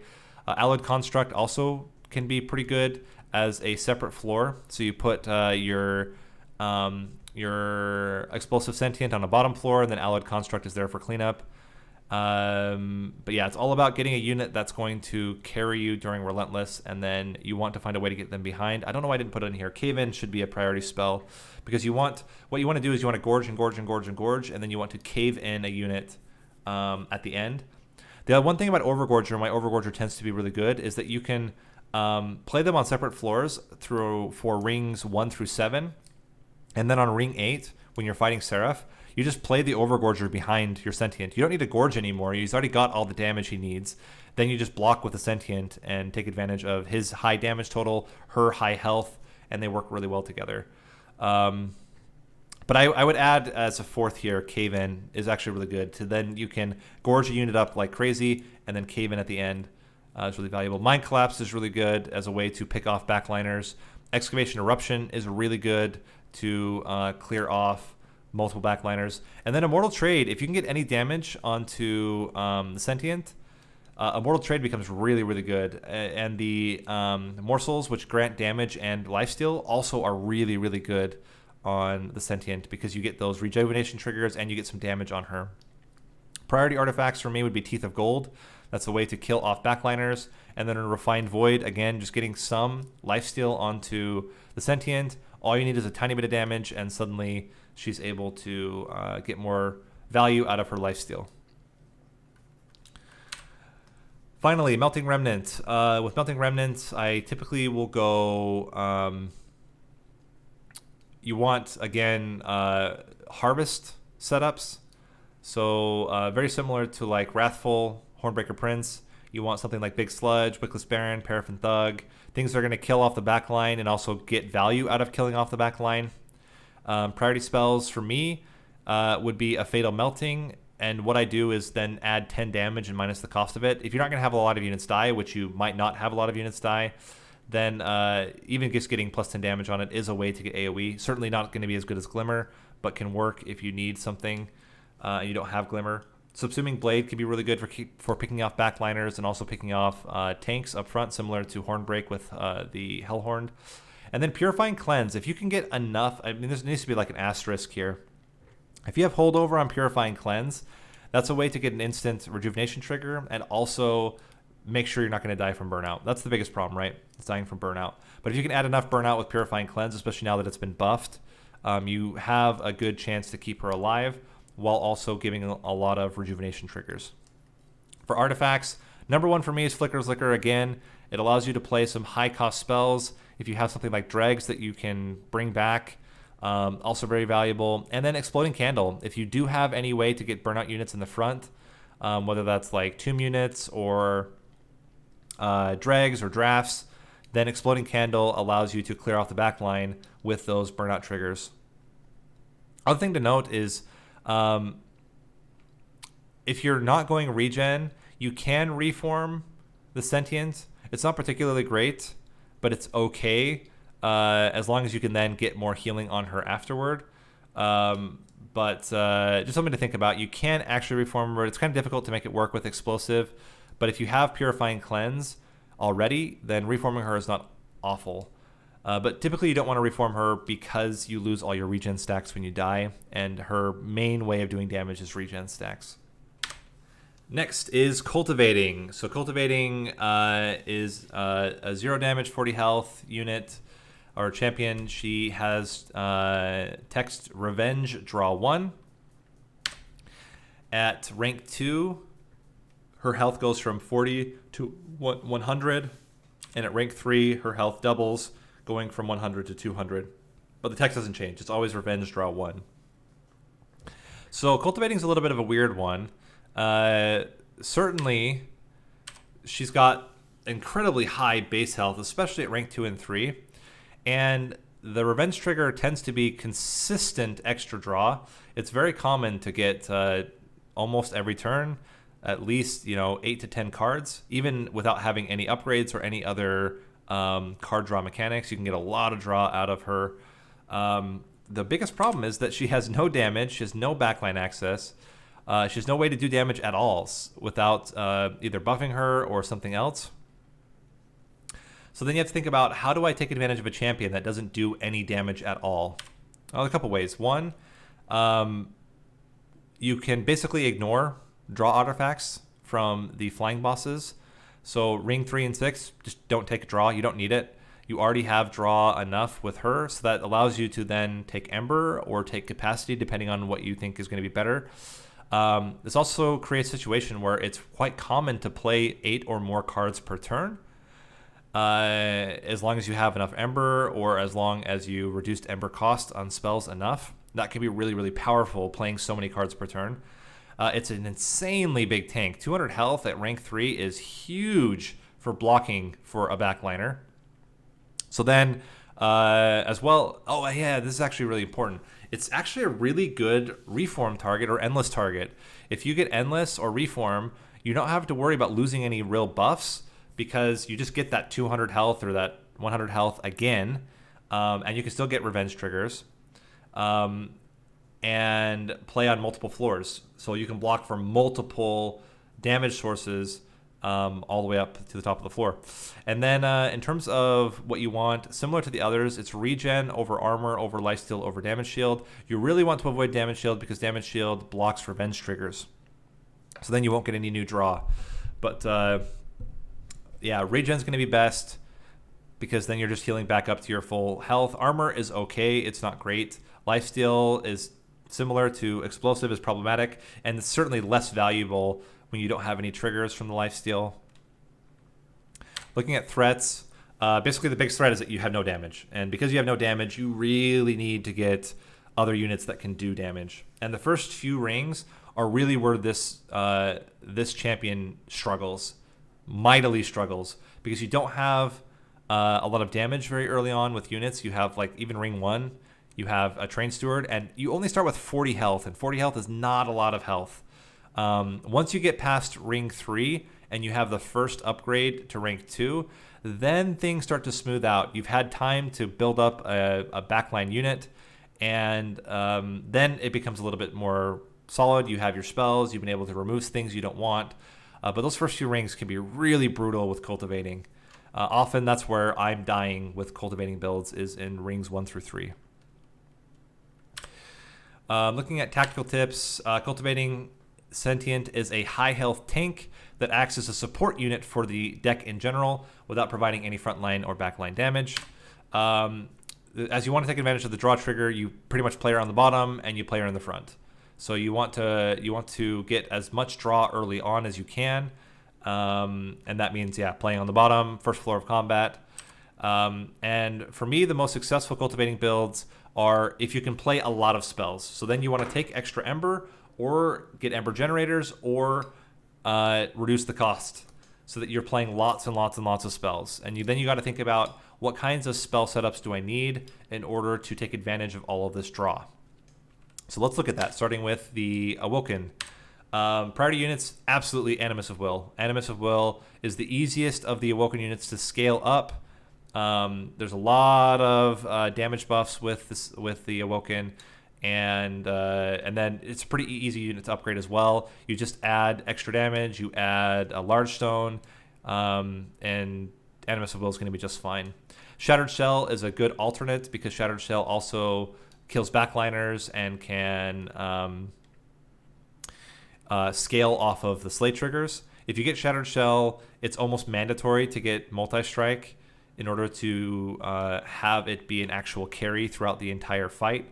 So large stone plus multi-strike tends to be what I like the most. You don't want to do quick, because if you do quick, you're going to kill the unit before you can get the revenge trigger. That's also why Animus of Speed is not my favorite compared to the others.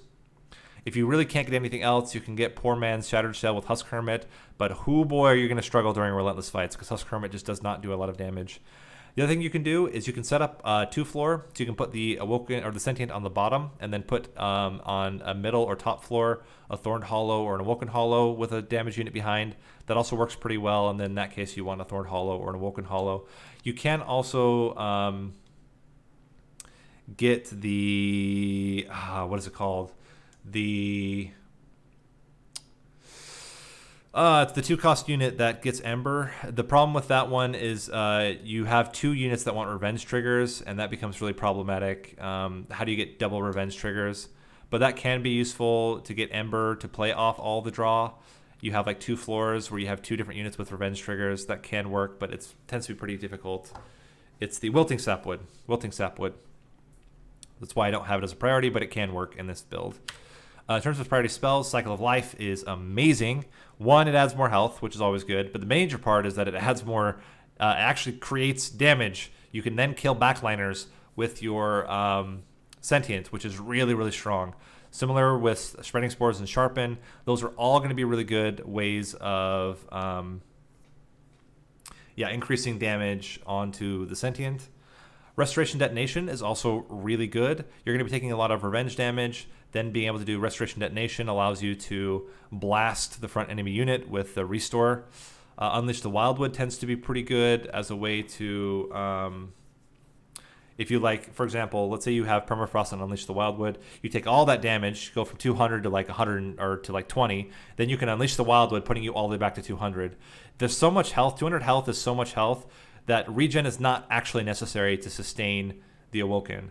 Better is just to try to keep her tip-top at max health is going to be better in almost every case than trying to stack tons and tons of regen, even though it's pretty good. And Engraft is actually okay. It's a way to increase the health, but the major thing with Engraft is that you make it 0 cost and you get an Ember out of it, and you get future extra draws.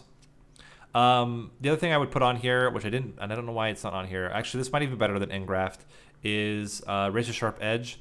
So Razor Sharp Edge is going to be good for your backliner to scale up their damage, and almost every backliner is going to take advantage of that, especially Animus of Will, but even like Shattered Shell, Animus of Speed, all of those are also going to take advantage of the Razor Sharp Edge.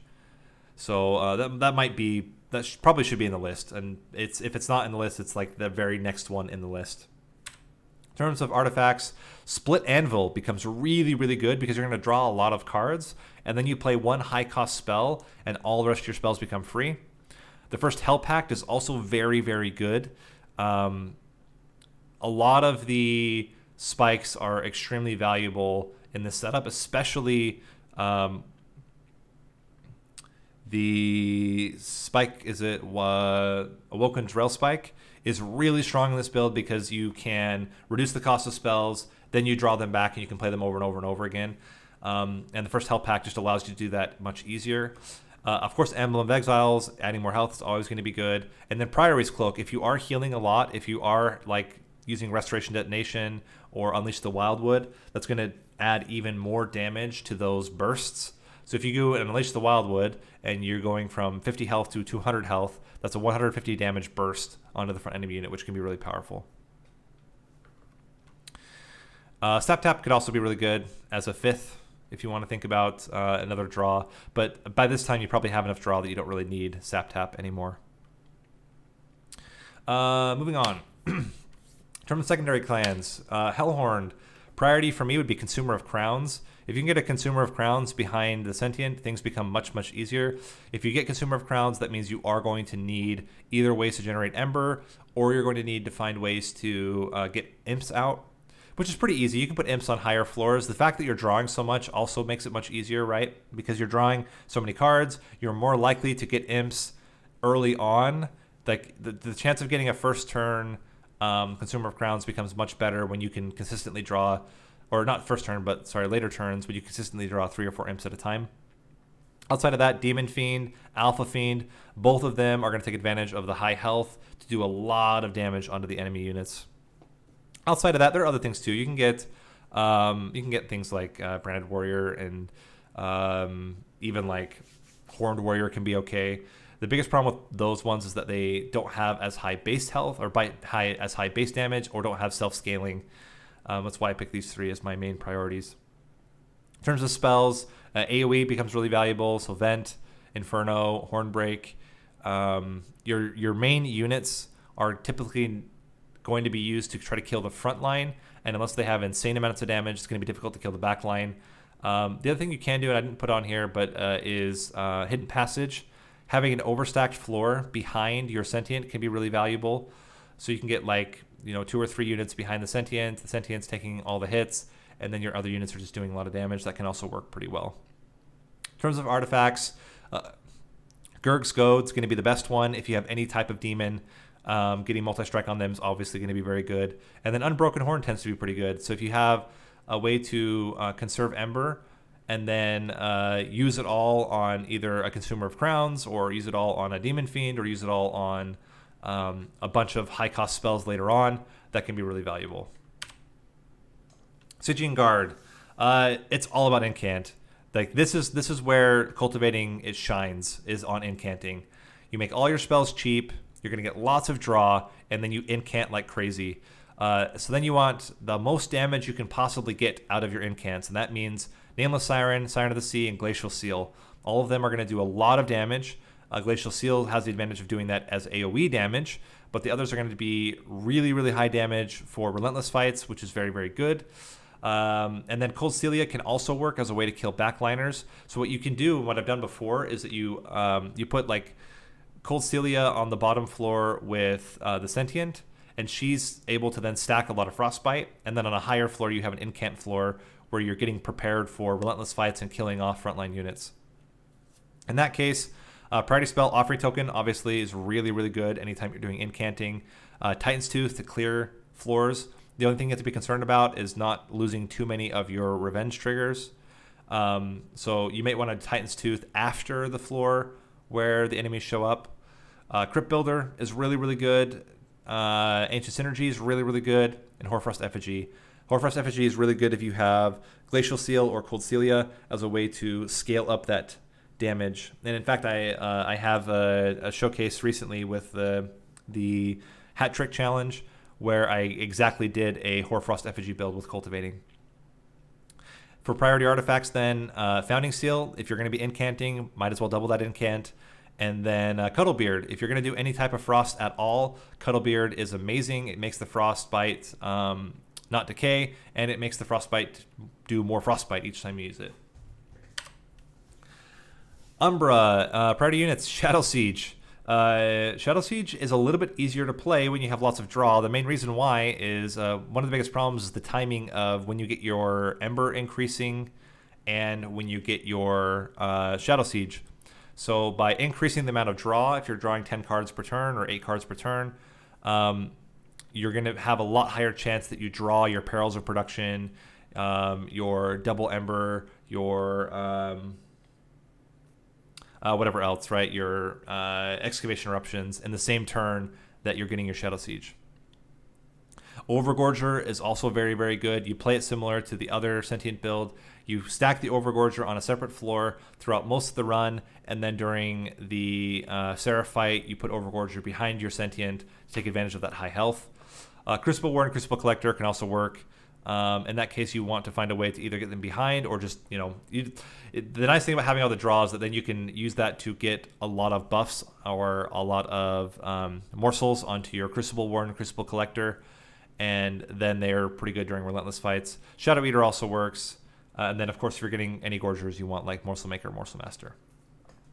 In terms of priority spells, Perils of Production becomes really, really good as a way to generate extra Ember. Space Prism becomes really good because you can fit more units behind your Sentient. Blazing Bolts and Excavation Eruption are really, really good at taking out front line and back line respectively. So damage spells become really powerful. For me, priority for artifacts is Mind Jacks. Mind Jacks allows you to have a lot more space to work around with. So you can put a lot more units behind the Sentient. And then Abandoned Untumbra, being able to consistently get one extra morsel per turn tends to be pretty good. And you can use those morsels. You can gorge with this Sentient. Although it's not particularly great, it can be okay as a way to get some damage on her. Or even like, I guess you kind of want to avoid it with Damage Shield, but like getting her more health is also okay. And finally, Melting Remnants. So here, number one for me is Bounty Stalker. Bounty Stalker tends to be really, really good in this build because you can buff him throughout the run or even throughout the battle. And then right before Relentless, you play him behind the Sentient, and he's going to do a ton of damage to all those units. Big Sludge, any type of Harvest is going to be really good. So Big Sludge, Wickless Baron are going to be really good. And then Crushing Demise tends to be really good. So you can do it where you have, you're going to have units that are going to leak. Then you just Crushing Demise them on the later floors. Dripfall also tends to be really, really good. You can Dripfall lots of units behind the Sentient, who are then all going to benefit from her tankiness and be able to kill off units on the floor. Remnant Pact on the Sentient can be really, really powerful if you have multiple floors where you're playing, that you can then give her Endless, keep bringing her back after she dies, and then play her on multiple floors as she dies during Relentless combat. And then Molded also becomes pretty good because she comes back with her full health. If you can get rid of her burnout or just extend her burnout, tends to be pretty good. In terms of artifacts, number one for me is Votive Key. Flicker Sticker and Votive Key are kind of both in the same space. But Votive Key becomes really, really good as a way to give her Endless. And then as well, Flicker Sticker, being able to play her or play other units and then have all your other spells be much cheaper. Again, it's all about getting the most value out of her draw. Flicker's Liquor allows you to play typically more cards in a turn because of the trigger on high-cost units or spells. All right, that is Cultivating. Let's end with Bristling. So Bristling is 0 damage, 30 health with 10 spikes. On rank 2, the spikes double to 20 spikes, and she gets double the health at 60 health.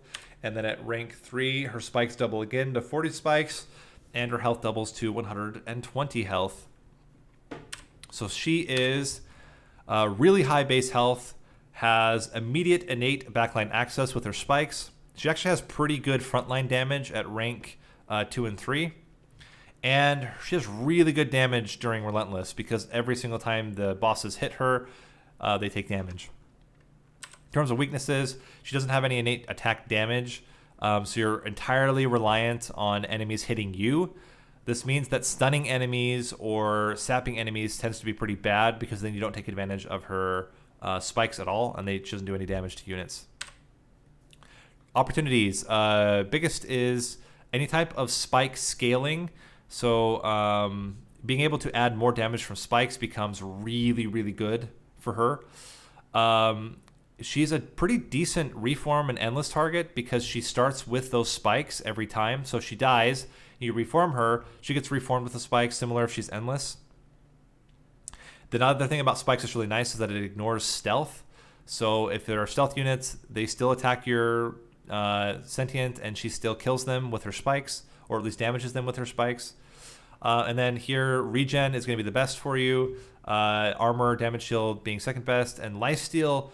Lifesteal's only bad if you don't have a way to gain attack damage. But with certain builds, actually lifesteal becomes also very, very, very good. But we'll talk about that when we get into the deck building. But normally lifesteal is pretty bad. In terms of threats, problem is that typically the amount of spikes you have is not enough to kill frontline enemies. You're going to need to support with damage that can kill the frontline.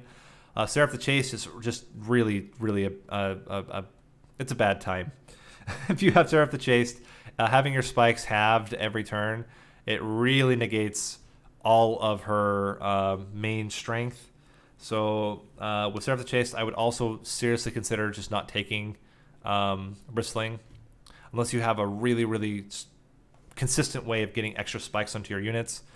And then Seraph the Patience, melee weakness. Again, being able to burst you out before you have a chance to do much is a real problem. Apart from that, she doesn't really have that many threats. She's pretty good as a standalone unit.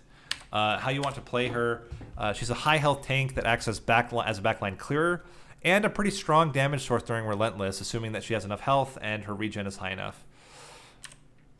She works best at clearing backliners, so typically you want her on the front on the first floor of combat, or in the front on the first floor of combat, so that way you kill off the backliners very early, and then you have other units to take care of the front line, either on a higher floor or on the same floor in the back line. One thing to consider is that increasing spikes actually has diminishing returns. The main thing you want with spikes is clearing backliners. Her base spikes is enough to do that. The exception is once you have her spike damage scaled higher. So if you have the Crucible, or if you have the Shard Channeler, then it's okay to add more spikes, because then you actually have damage enough to start really doing a lot of damage during Relentless combat or during or to frontline units. But if you don't have that damage scaling, it's often better to focus more on the supplementary units and on sustain.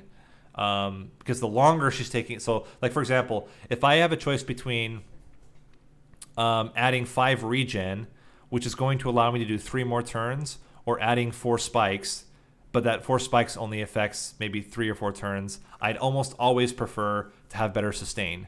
So again, unless you have a way to scale up the spike damage, I would recommend focus on sustain, focus on your supplementary units. So deck building, again, number one priority is Shard Channeler. Shard Channeler adds so much value to your Bristling Sentient, doubling her spikes. That means at rank 3, that's 80 base spike damage, which is absolutely nuts. During Relentless combat, that will kill almost every boss, and certainly will do a lot of damage to Seraph. Animus of Will as a way to burst out the front unit. Animus of Speed also is much better here than with the other Sentients, because you have a way to kill the back line. Animus of Speed is a pretty good way to kill the front line. Vine Mother tends to be really good as a way to generate spells that you can then kill off frontline units with. And Edge Prior can be good if you have a lot of healing. And then Awoken Hollow can also be okay as a backline unit if you can get enough healing that's like broad healing. So if you get things like Glimmer or the Unleash the Wildwood, or even getting regen on Awoken Hollow can be really good as well. Priority spells. Number 1 is Bramble Lash. Bramble Lash is so good with Bristling.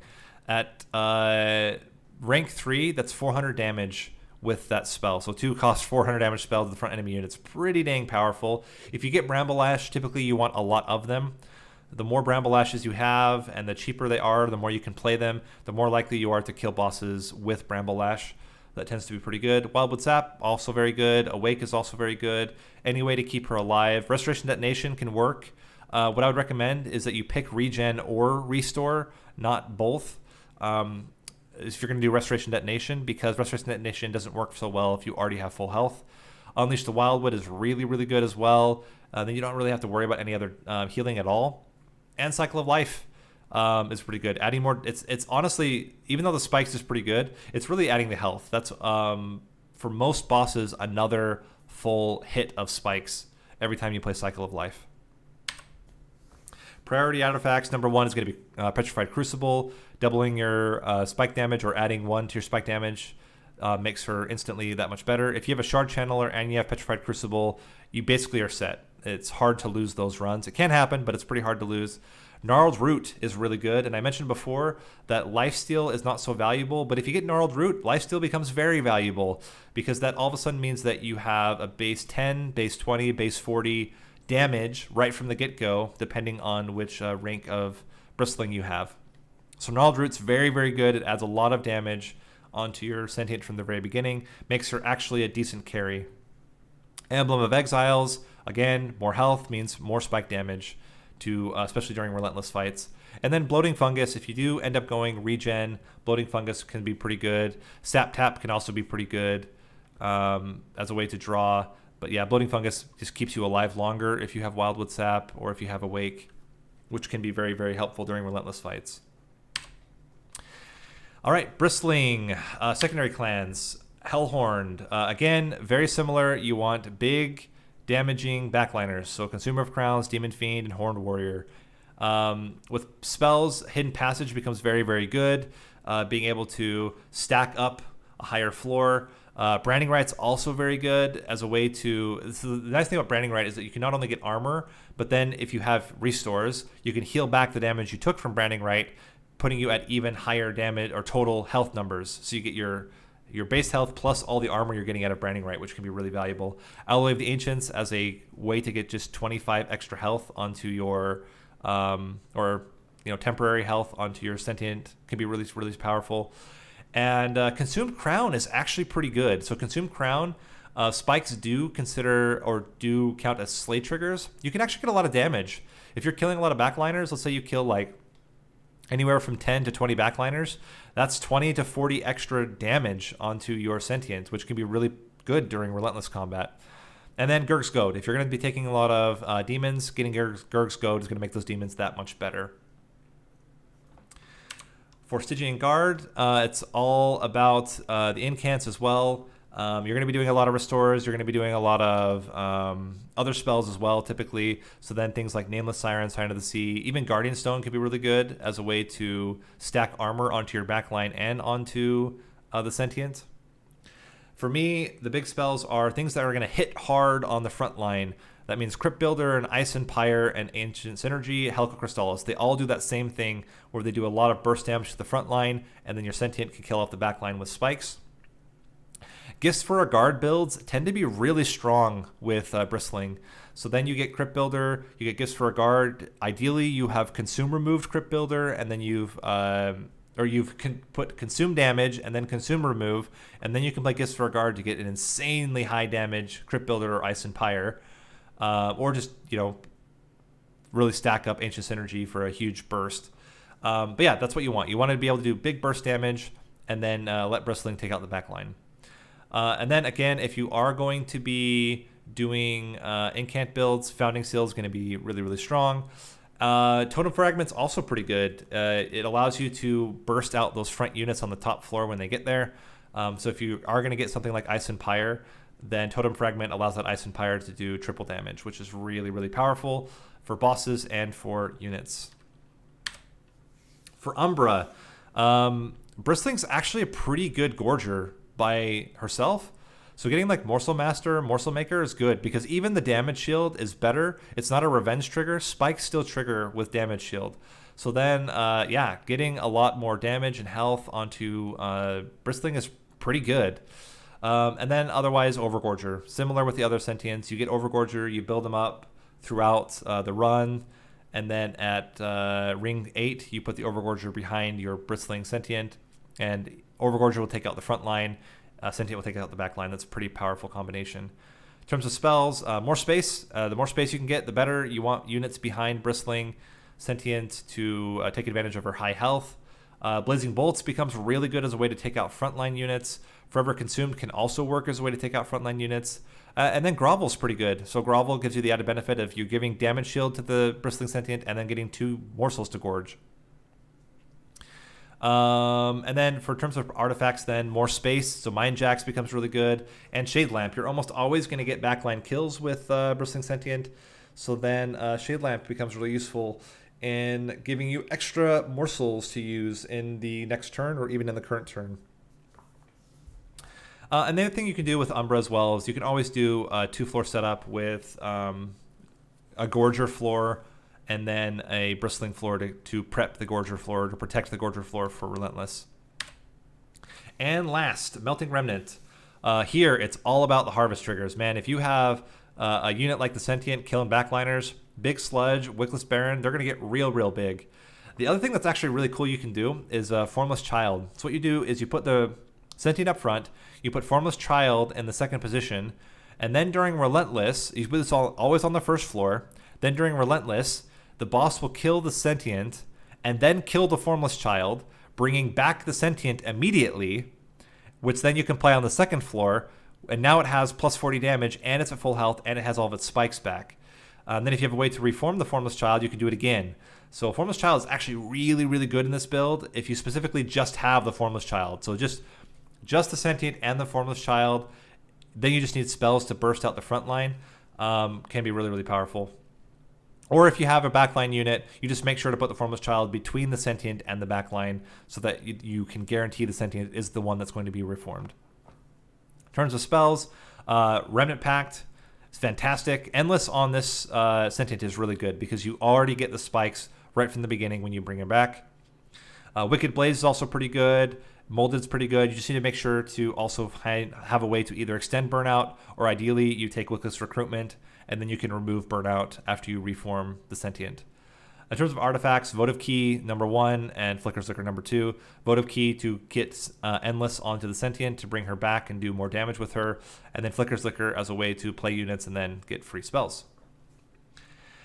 Okay, so that's everything to do with the Sentient. Let's talk about path flexing and rankings. So in terms of flexing, Explosive, you want to go all the way. Like, you just want to get all 3 ranks. The extra damage you get from the Explosive trigger is important enough that I find it's not so great to, at any point, flex into Draw or into Spikes. You can flex 1 rank of Bristling into Cultivating. It does mean you're going to have lower overall health, but it's actually still not even that bad because at rank 2, Cultivating already has over 100 health. Rank 2, Cultivating has 100 health, then you're going to get a little bit more health from Bristling. And then you can kill off backliners with Cultivating and still get the draws. That tends to be pretty good. But otherwise, they also both benefit a lot from going all 3. So that's the only flex that I would normally see is 2 ranks of Cultivating, 1 rank of Bristling. And that can be pretty good. My personal ranking, I think Explosive and Bristling are kind of equal. It depends on your starting cards, which is going to be better for you, or your starting artifact. It also kind of depends on which Seraph you're going to take. Explosive is a little bit easier with Seraph the Chase than Bristling, but Bristling is much better with things like Seraph the Temperate. So you kind of have to base it off of what Seraph you get, what cards you get, but I think they're pretty equal in power. And they're both much easier. I wouldn't say they're much better, but they're much easier to play than Cultivating. Cultivating, unless you specifically have Stygian Guard, in which case Cultivating is like the primo pick because it makes incanting just stupidly easy. But apart from that particular setup, I think Explosive and Bristling tend to be the most consistent. Hey guys, I realized after recording the first 2 champions, this video is going to be way longer than my normal ones. So to make it a little bit more easy to consume, I have cut it here. This will be part 1. Part 2 will be linked in the description as soon as it becomes available. Hope you guys enjoyed, and I will see you in the next part.